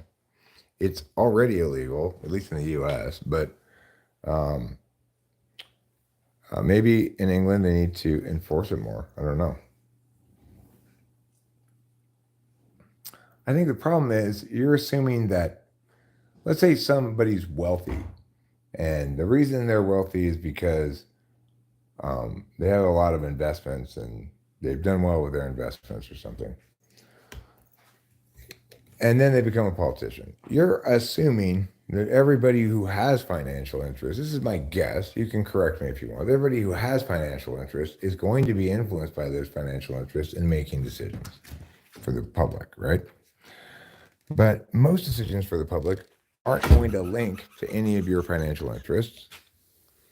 And many, if not most, people, remember that's where politicians come from, the population of people, many or if not most people have some sense of ethical responsibility that would at least give them qualms before they start engaging in objectively corrupt behavior.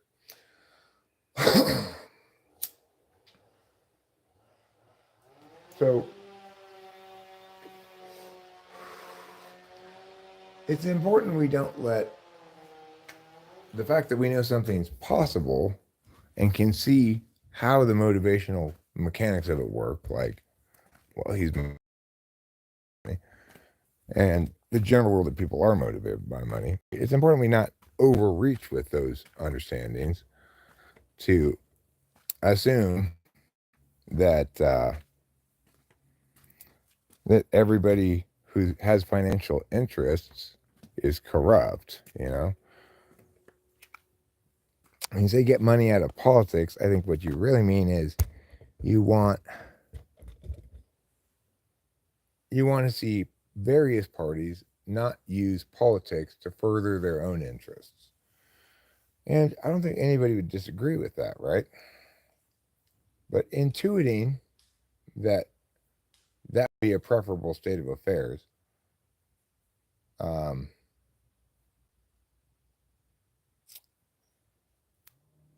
well, it's kind of intuiting something that we all already know. We already have a lot of legislation about it. And in other words, to establish that it's a matter of great significance, you can only do that per individual. You can't say that there's a big problem with money in politics. You can just say this guy's corrupt because he's taking money and making decisions that serve his interests, not the country's, or that guy. Because those things are crimes, right? So people are either guilty of the crime or not.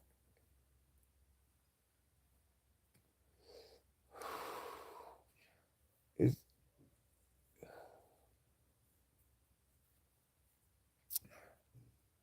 hopefully there's not a need for further legislation about it.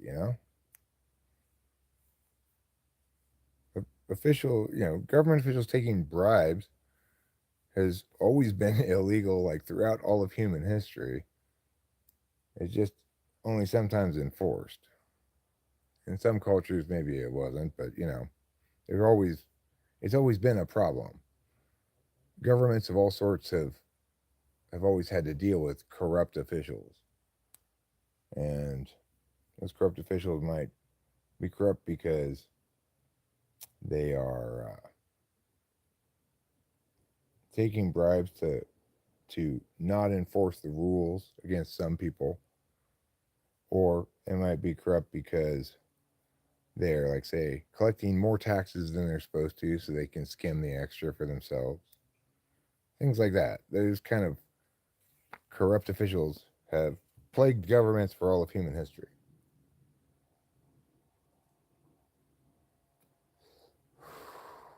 I wonder why the live stream has been doing so well today.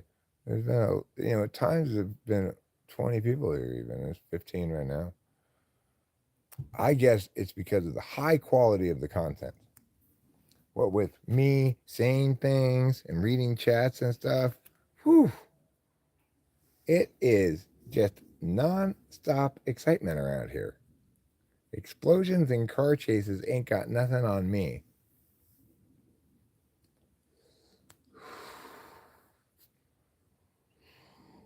What a lovely day it is outside today. I want to know about this ear ringing thing, like, or high pitched sound in the air. What's the big conspiracy about it? I like spooky stuff like that. I want to know what the shadow government is doing to me in secret with weather, their weather control software or whatever, and their chemtrails. How many chemtrails does it take to make a complete chemistry set? Nobody knows what chemicals are in them. It's a mystery.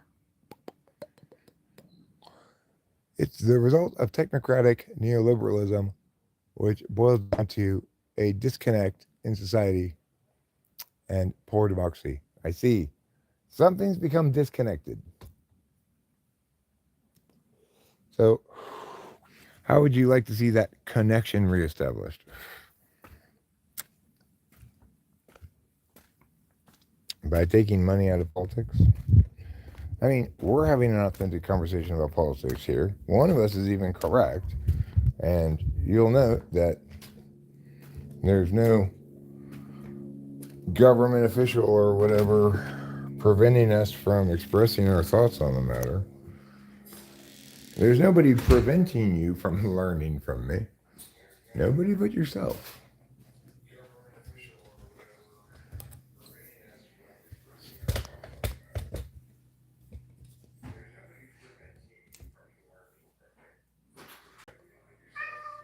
U.S. system was set up to stifle populist uprising.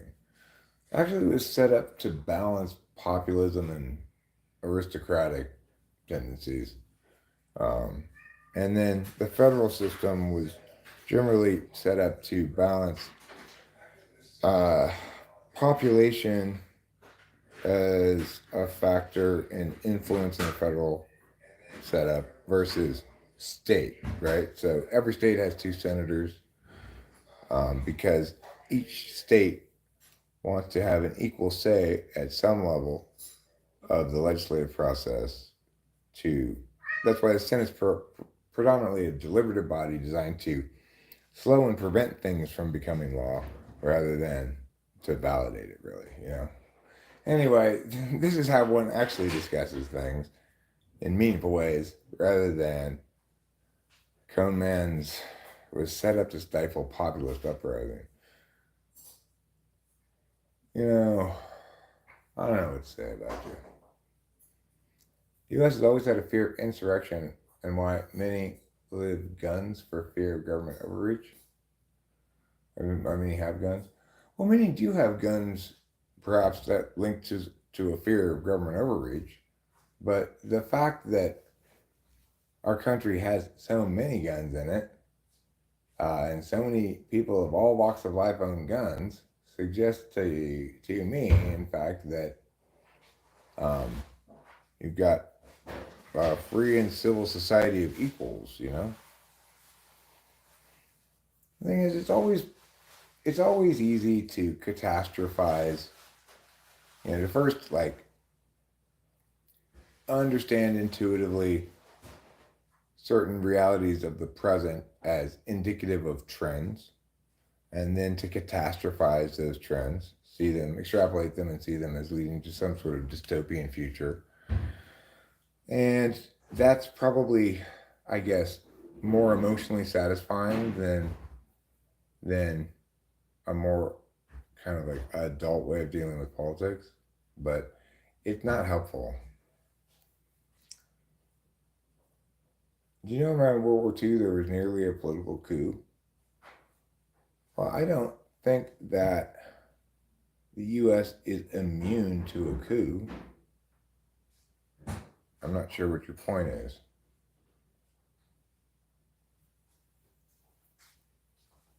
I don't think any good American would like to see a military uprising by some segment of the population. That's not a good thing. If, in fact, this system, regardless of why or how it was set up, functions to suppress that possibility, that's a good thing. A military coup? I mean, the system's set up to prevent a military coup, and that the commander in chief is always a civilian holding public office, you know, because he was elected, and not general or whatever. Meow what? You want food on that plate? Okay. I'll put food on that plate. So, side note, I lost the flower thing. What flower thing? You know, in their water fountain, I have no idea where it is. It's working. Oh, yeah, I was wondering where that was. I don't know. I'm so sorry. It works without it? Yeah, it's still working. Oh, then I need the flower. I'd rather not even have the flower because it makes it more messy. It does. What did I come in here for? Oh, yeah, food for Charles' plate. Here you go, Charles. So we gotta go to town. We gotta get your Clonopin. We're gonna get my albuterol. Okay. You should be able to pick it up today because they're not open tomorrow, and you got it on tomorrow's number, the 27th. Yeah. Last one. Okay. So, we'll go get that. We'll go also mail this. We need to mail that. And we will get gravel. And I'm gonna go ahead and we're gonna splurge again on the all-purpose gravel. Oh, I like the all-purpose gravel. I was considering possibly getting single-purpose gravel, but Eric, you don't want to skimp in this area. Yeah, I mean, all kinds of shady shit's already happened in America. 9/11 was shady as fuck, you know? I don't know what went down there, but it definitely wasn't Islamic terrorists hijacking planes with just this somehow coordinated meow by Osama bin Laden or whatever. That's just complete bullshit. I don't know what went down there exactly, but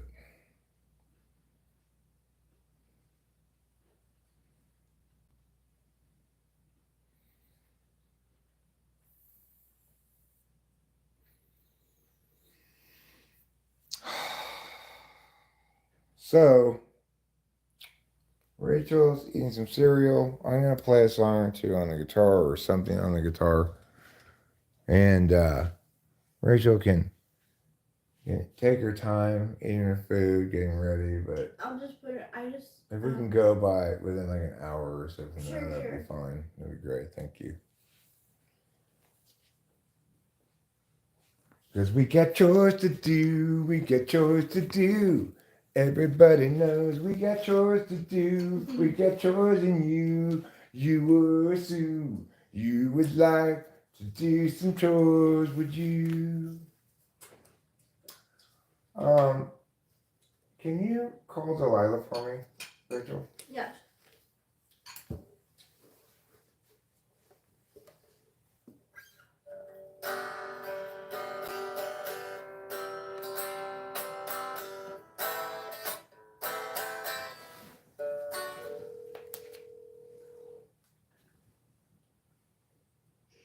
Hello. Hi, Delilah. How are you? It's your father, Eric. Hey, Father Eric. I'm fine. How are you? I'm good. Just a quick question. Have you dealt with the David stuff? The title shit Yeah. or the wire. Yeah, that's stuff. Yeah, I will right now. I mean, yes, I have been, but I haven't sent the wire over because I've been lazy. But I'll do it right now. All right. Thank you, darling. I love you. No problem. Love you too. Bye-bye.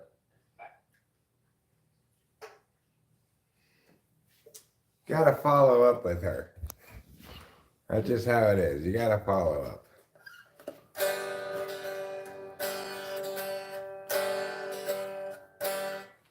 Okay, Want Rachel. some milk? All right, here we go.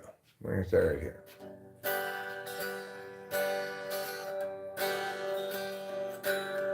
Everything is a rich man's trick. There's not even the slightest chance of a military coup. 'Cause Sarah Jones, that was long, long ago. Sarah, what you mean? Rich control everything. The U.S. has the most bloated, dangerous, and military secret service alliance in the history of mankind. No. No, but tell me They even have alien stuff like spaceships and corpses of alien, but comment about it being Biden's fault was not directed at you. I know you want to know. Come on. It was in response to somebody else.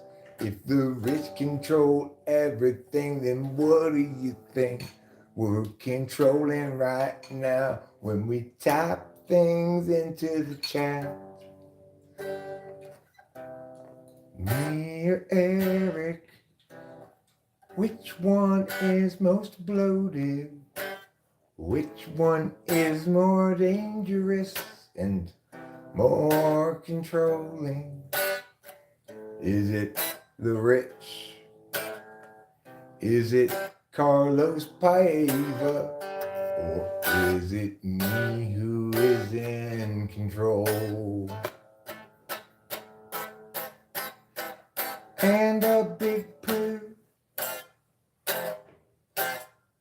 Will he really sing all our comments? Oh, happy day. LOL. Sing an ode to fascism like the olden days. Oh well. At least there's almond milk in a very tall glass for me to drink while I sit on my ass and go to town with everything I have ever learned. I'm a lyrical genius. It was referring to a movie or a documentary, perhaps. Maybe I will have soy milk. La la la la. I Eric am the smartest of them all. And that's why I will now play this guitar. Bow, bow, bow, bow, bow. Or is it bow, bow, bow? It's hard to say. Hey, hey, meow, meow. And oink, oink, oink are words that animals say. Hiss, hiss, hiss might be said by a baseball audience instead. My friend drank soy milk the other night. Woke up with a pair of 36 double D's. Moo, moo, moo, moo, moo, moo, moo, moo. And also Elaine gives all her possessions to everyone else in the chat. How generous of her. X-Files, Disco's theme, and things blow my mind. Things like wow and hey and the Grand Canyon and other such stuff blows my mind. All right, well, good for you, everybody. Good for you writing lyrics for that song. You all get an A+. Aren't you happy? That's all you've ever wanted in life is an A+, and you finally got one. I'm proud of you. So proud, in fact, that I'm going to play this song for you.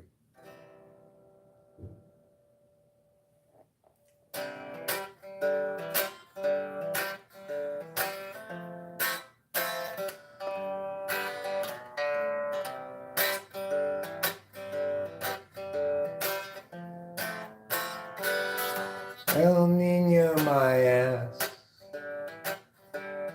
Call those storms.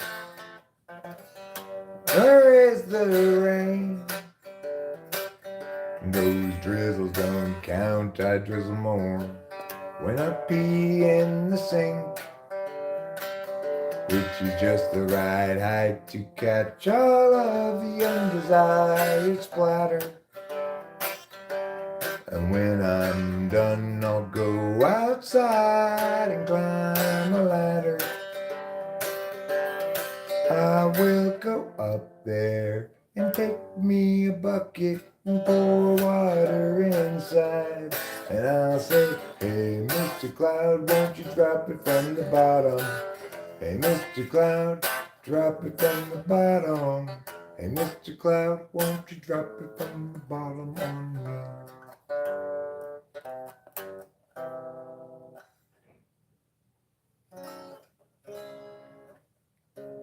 It's the second night when you start to feel strange and you're wondering if the range is on. Sending sparks to soar in the kitchen sky, where she stores the chai above the sleeping forms of vivid mind figurines of Western lonely types. They lie beneath a million running suns. They're rugged and they're done with the actual night. It's the second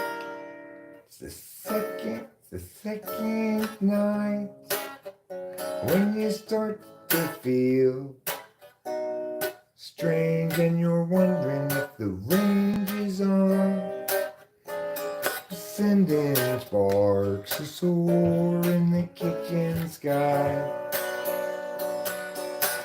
where she stores the chai above the sleeping forms of vivid mind figurines of Western lonely types. They lie beneath a million running suns. They're rugged and they're done with the actual night.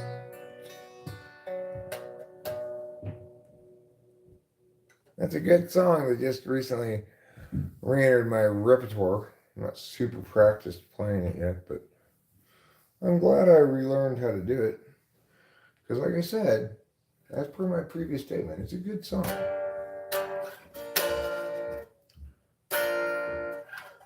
I notice, be safe and wear your heart out.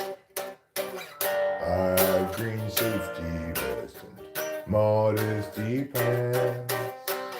Your sign says slow, but you wake me fast as my wife and I confusedly drive past. Ba ba ba ba, ba ba ba ba. Ba-da-da, ba-da-da-da-da.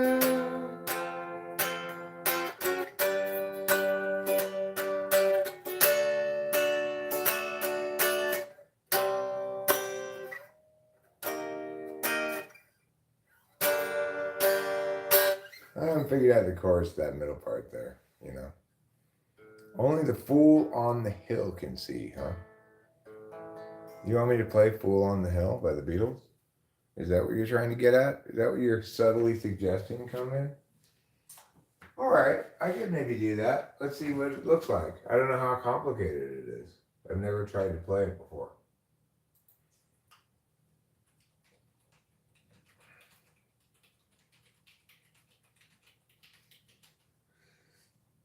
Fool on the Hill, chords and lyrics.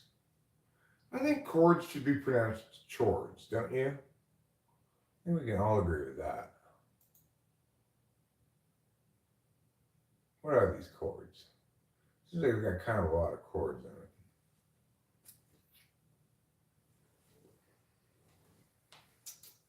in it. D6. O2, O2. 0453. Oh, I see.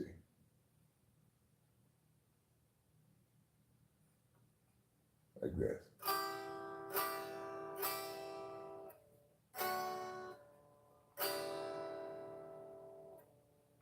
maybe I can play this. We'll find out right now.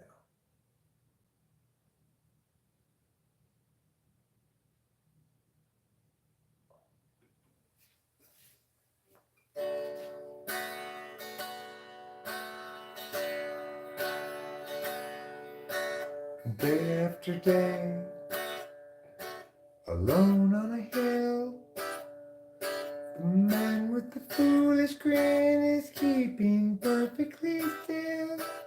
But nobody wants to know him. They can see that he's just a fool, and he never gives an answer. But the fool on the hill sees the sun going down, and the eyes in his head see the world spinning round.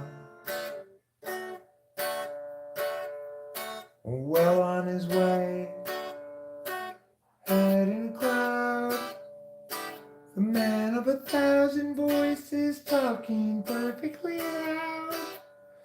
But nobody ever hears him, or the sound he appears to make, and he never seems to notice.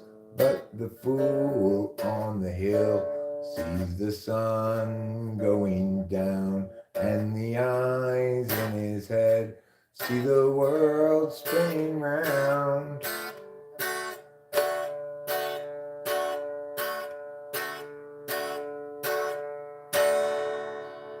That's enough Fool on the Hill. Pretty good song. I mean, it's a great song, but as far as playing it goes, it plays okay. You know, it doesn't have a whole lot going on in terms of like chords and stuff. Got a lot of other things in the song you kind of need for that song, and you're like, need that kind of stuff in that song. Day in the Life, I don't. That seems like it'd be hard to play.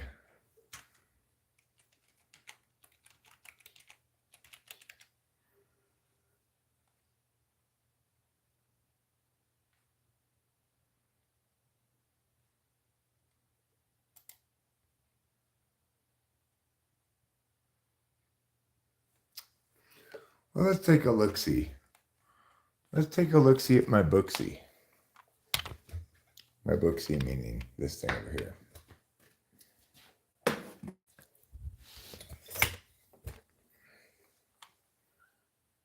What's A suspended to?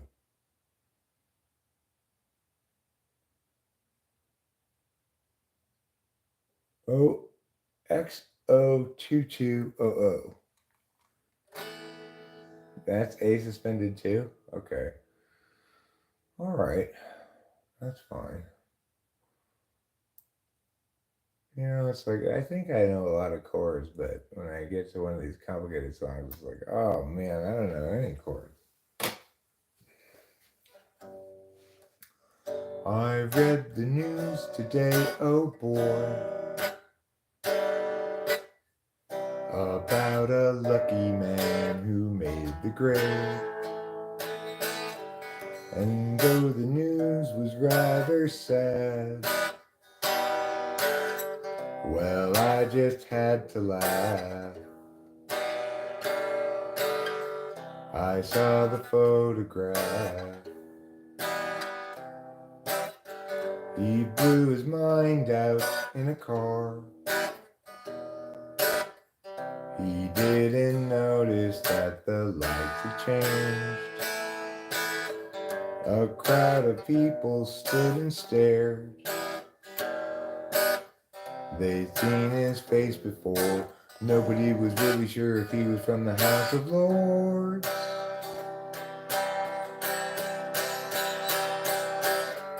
I saw a film today, oh boy. The English army had just won the war.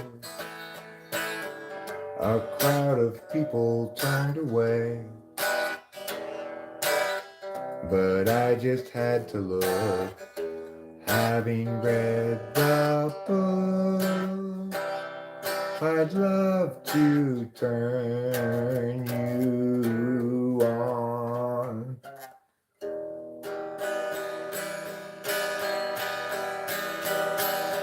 Woke up,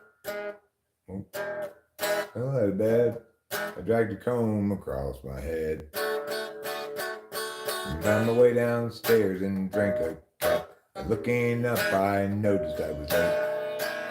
I found a coat and grabbed my hat. Made the bus 10 seconds flat. I have to scroll down. This is kind of a long song. That's enough of that one. The one I was gonna put in here to check out was Fixing a Hole.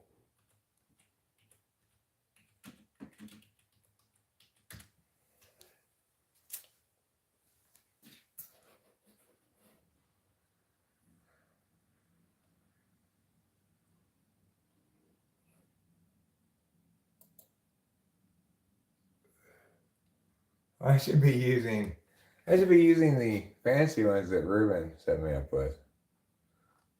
Where's the chords? Chords, here they are. What's C augmented? C augmented, stop. Stop having weird chords already. Fine, I'll just play it with a C bass man and just leave it at that. I don't want you any tab players. Shut up.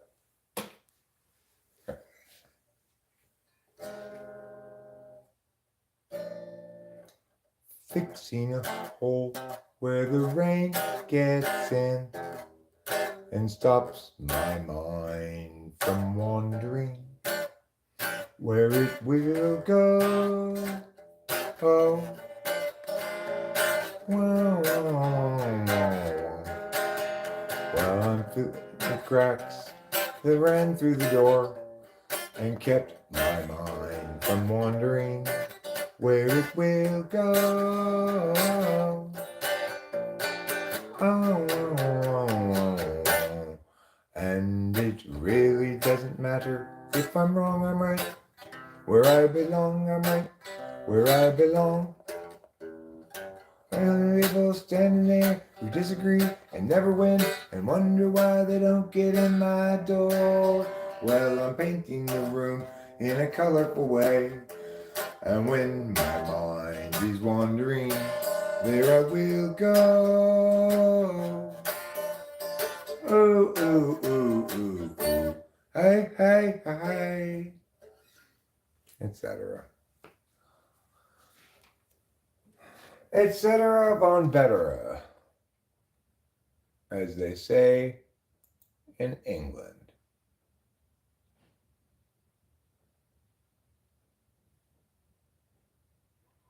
Let's try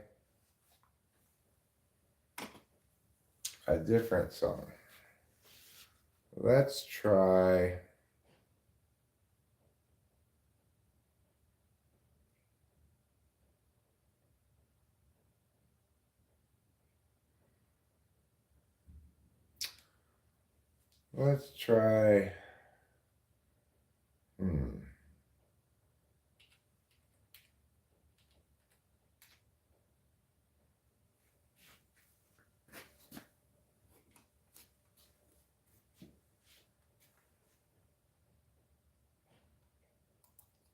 maybe this one, maybe this one,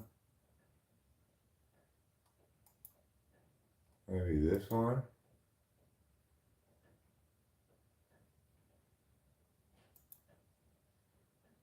Maybe this one. Maybe this one.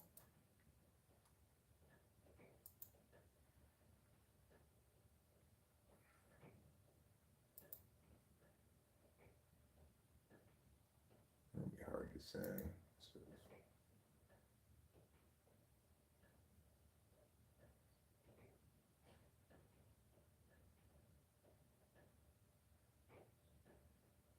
Alright, it should be okay. See if I can play this or not.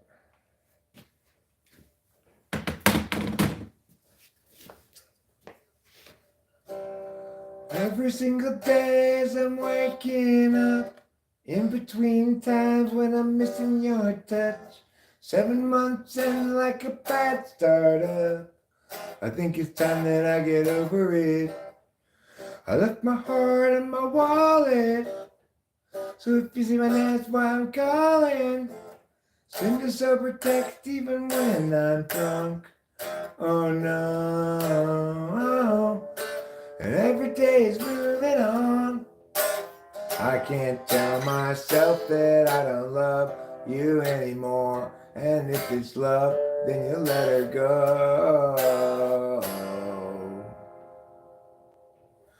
She goes round my head like a cop car, handcuffs on my heart, I'm a prisoner. Fall in love, I don't wanna fall in love. She goes round my head like a merry-go-round. I hate the fact that you'll never know. Fall in love, I don't wanna fall in love. Every single day as I'm waking up, looking at the side of the bed that you took. 7 months in like a bad start up. Oh, I left my heart in my wallet.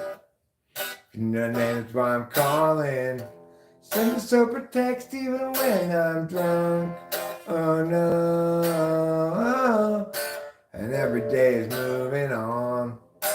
I can't tell myself that I don't love you anymore. And if it's love, then you let her go.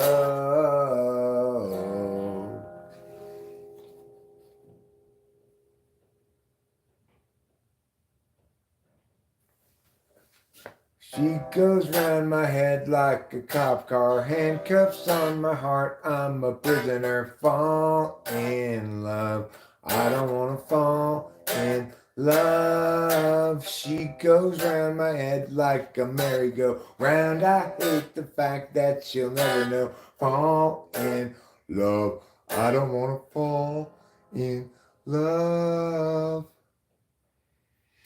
She goes round my head like a cop car, handcuffs on my heart, I'm a prisoner. Fall in love, I don't wanna fall in love. Well, that's a song by Johnny. Not sure it's exactly right in this transcription, but it's pretty good. Let's try Tombstone Gray now.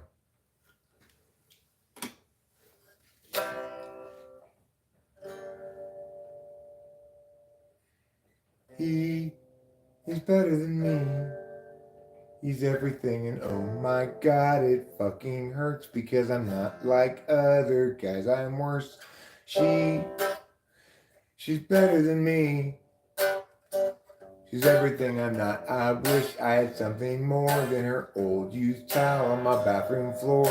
Subway on a Sunday with a smoker's cough. You're on your honeymoon again. I'm taking weekends off. Woke up today feeling tombstone gray. I think I really want to throw myself away. Fill the lamp up with my papers from the second grade. Woke up today tombstone gray. I don't think about you like I used to. I don't ever search your name on YouTube. I took you off my phone like you were YouTube. Now I'm used to you. You can't give me rides no more, it's okay. I wake up early, Subway. World wants me to love or lose. The good news is I don't have to choose, cause I lost you. A lot of words in there. Subway on a Sunday with a smoker's cough. You're on your honeymoon again. I'm taking weekends off. Woke up today feeling tombstone gray. I think I really want to throw myself away. Fill the lamp up with the papers from the second grade. Woke up today feeling tombstone gray. Okay, that's Johnny song number 2. Let's try this one. This is one that's hard to sing. How about this one?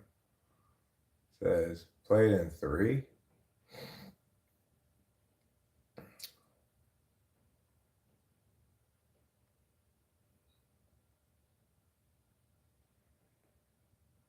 It's played so that each chord is strummed 3 times, then it begins again with the next chord.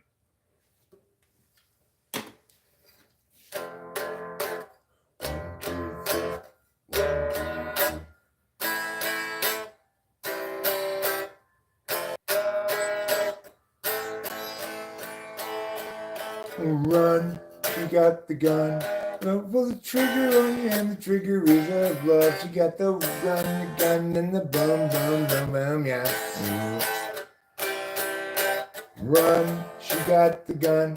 She will pull the trigger on you, and the trigger is of love. She got the run, she got the gun. BMX girl bunny hop on it, plastic Monopoly, Playboy in a mansion like I'm up her and she's stopping me. And a trip on the big enough to fly a cockpit. She woke me up to kiss and say I'm just big breaking a sweat and I need some ventilation. This is too hard to do. I don't know how to play that song. Oh goodness, that's a challenging one. Let's see about Strawberry Chainsaw. Maybe I can play this one.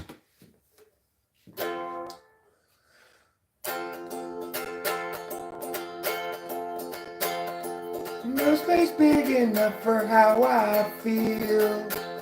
I'd show you with my hands if I could deal. 'Cause I love you more than I could love myself. Mama said don't fall in love again. She remembers all that I forget. Yeah, I try so hard I can't outrun myself. Oh, Strawberry Chainsaw, you're the truth. One day you're harsh and then you're sweet. And that's okay, that's fine with me. No woman ever could compete. I best believe it, they can try. But I don't want someone else. 'Cause I'm more than sure you're the one. No place big enough for how I feel. My worst fear is the one where you're not near. 'Cause I love you more than I could love myself. Mama said don't fall in love again. She remembers all that I forget. Yeah, I try so hard I can't outrun myself.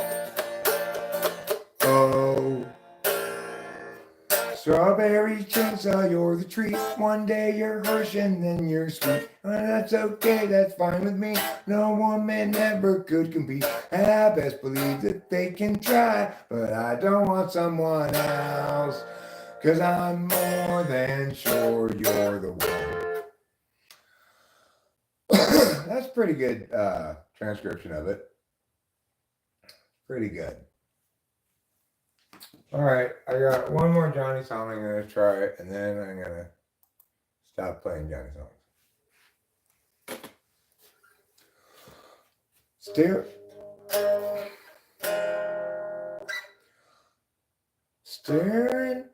Staring at your face in the wall from the corner of my room. It takes too long to cover all brush strokes that look like you. And I can tell that I'm not quite myself, 'cause I'm someone else without you.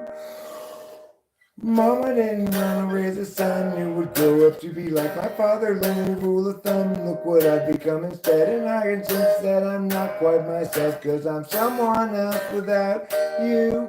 It's true that I'm in love with you. There's nothing I can't do, and maybe it's true. I'm still in love with you. There's nothing I can do, and I wish it wasn't true.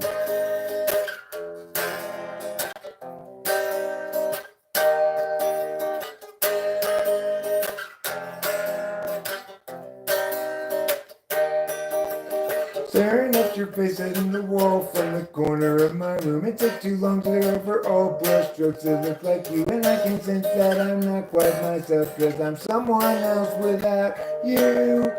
Mama didn't want to raise a son who would grow up to be like his father, lonely rule of thumb. Look what I've become instead, and I can sense that I'm not quite myself, 'cause I'm someone else. You, it's true. I'm in love with you. There's nothing I can do, and maybe it's true. I'm still in love with you. There's nothing I can do, and I wish it wasn't true. You've been rocking. Thanks. That takes a lot of breath control, Johnny. Yeah, Johnny's not fucking around with No. these songs. It's really, this stuff is difficult. Yeah.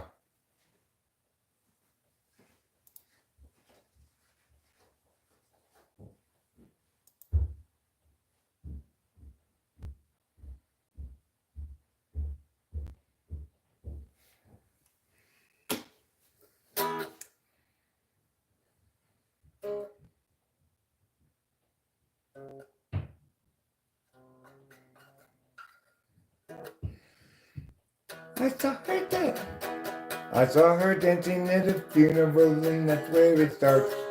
In that very fucked up, but nothing absolutely beautiful about who you are. A smile in the dark,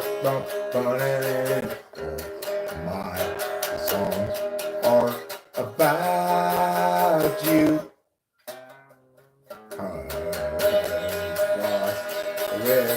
Without you.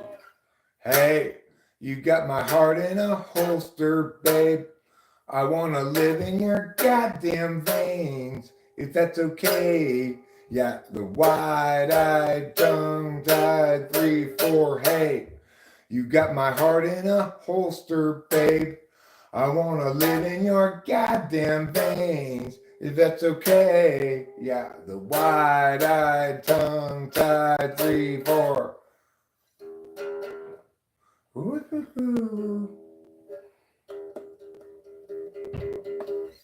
It's so crazy this song is 2 chords the whole way through. I can't believe it's 2 chords the entire way through.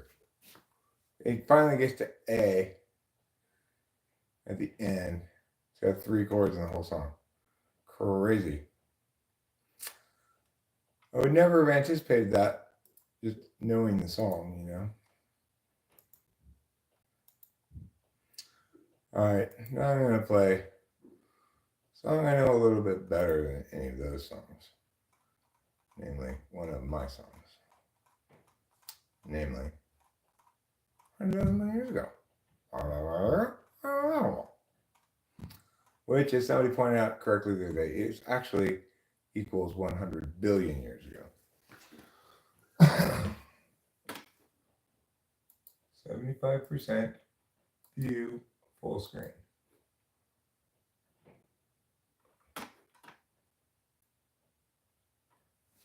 All right, here we go.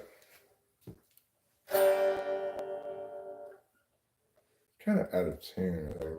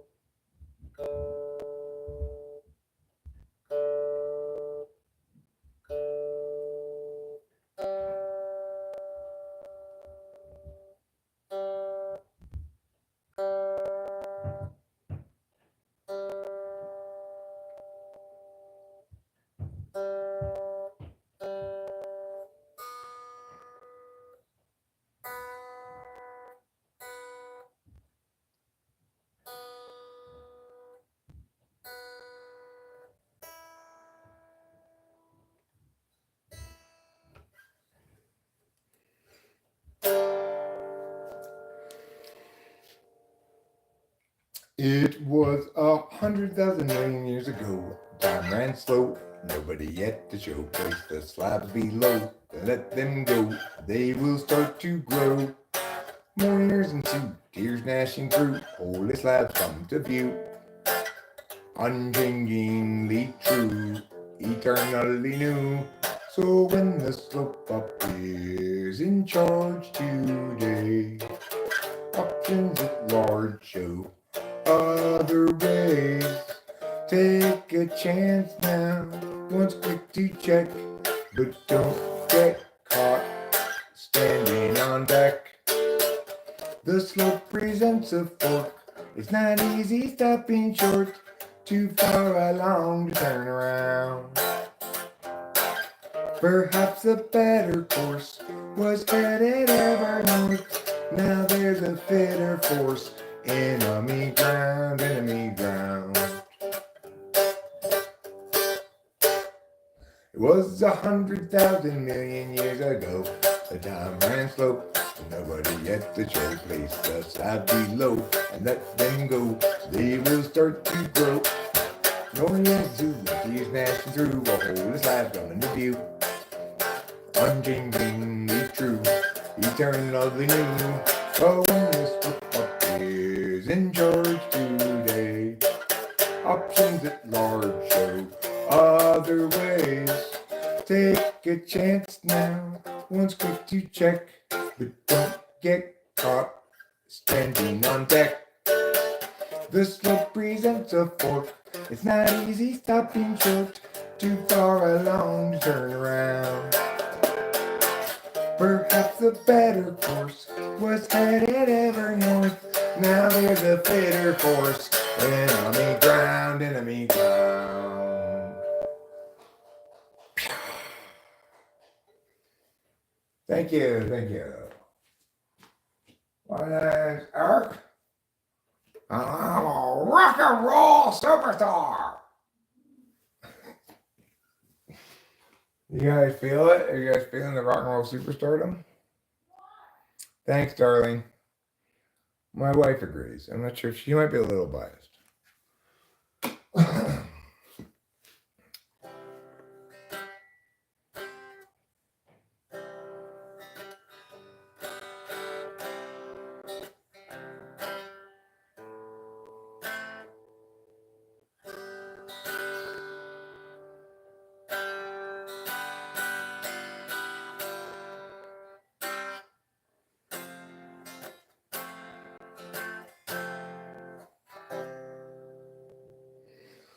Now my reason for calling you down is 'cause you were in town, and I'm still around here. Yeah, my reason for waking you up is just to lay you back down, maybe look at your frown. And I know it couldn't be a name for you, and I know everything.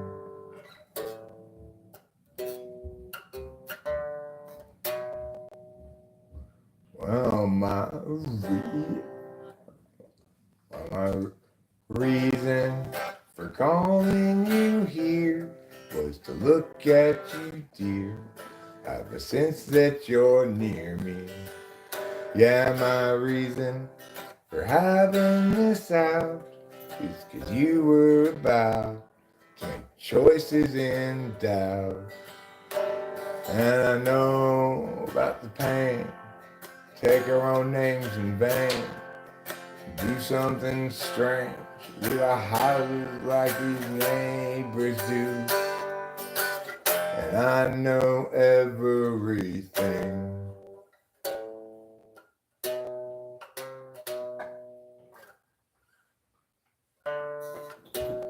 It's fine, I worked it out.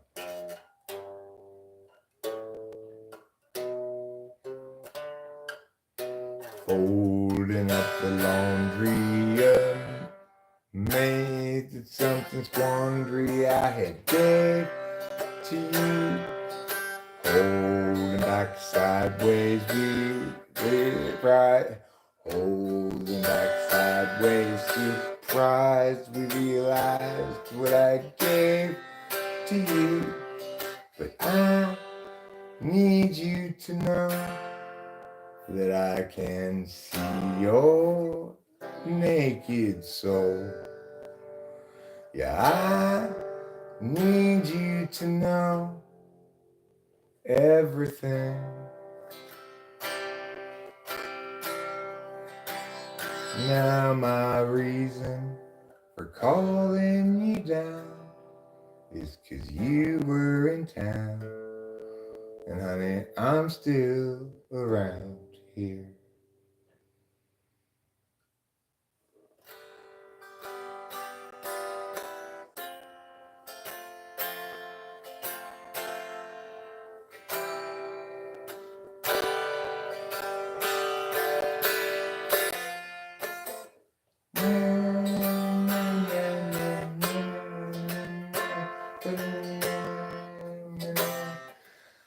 That's such a good song. Just like, wow, what a good song.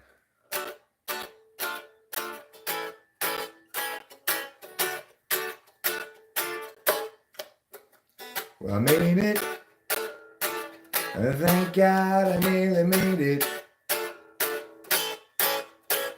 I hate it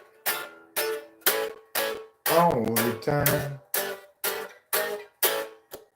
I got the 15 hours till dawn. A good God, it never takes this long. I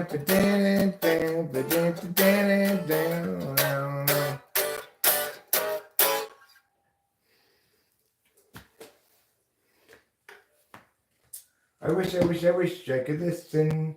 I wish I could hear a lot of things that I'm missing from my past now, dear. All right, looks like Rachel's ready to go. And that means I'm ready to go. And that means we're ready to go. So let me just kindly and gently and lovingly say, hey, don't worry. We'll see each other again soon. And Rachel and I, we have a very tender spot for you in our heart right here. Right there, and right there. Each of our hearts have 3 tender spots devoted exclusively to you. So congratulations to you. Congratulations to us. And it looks like a really amazing day is ahead of all of us as we move forward on this spectacular Friday. Goodbye, good night, and good luck.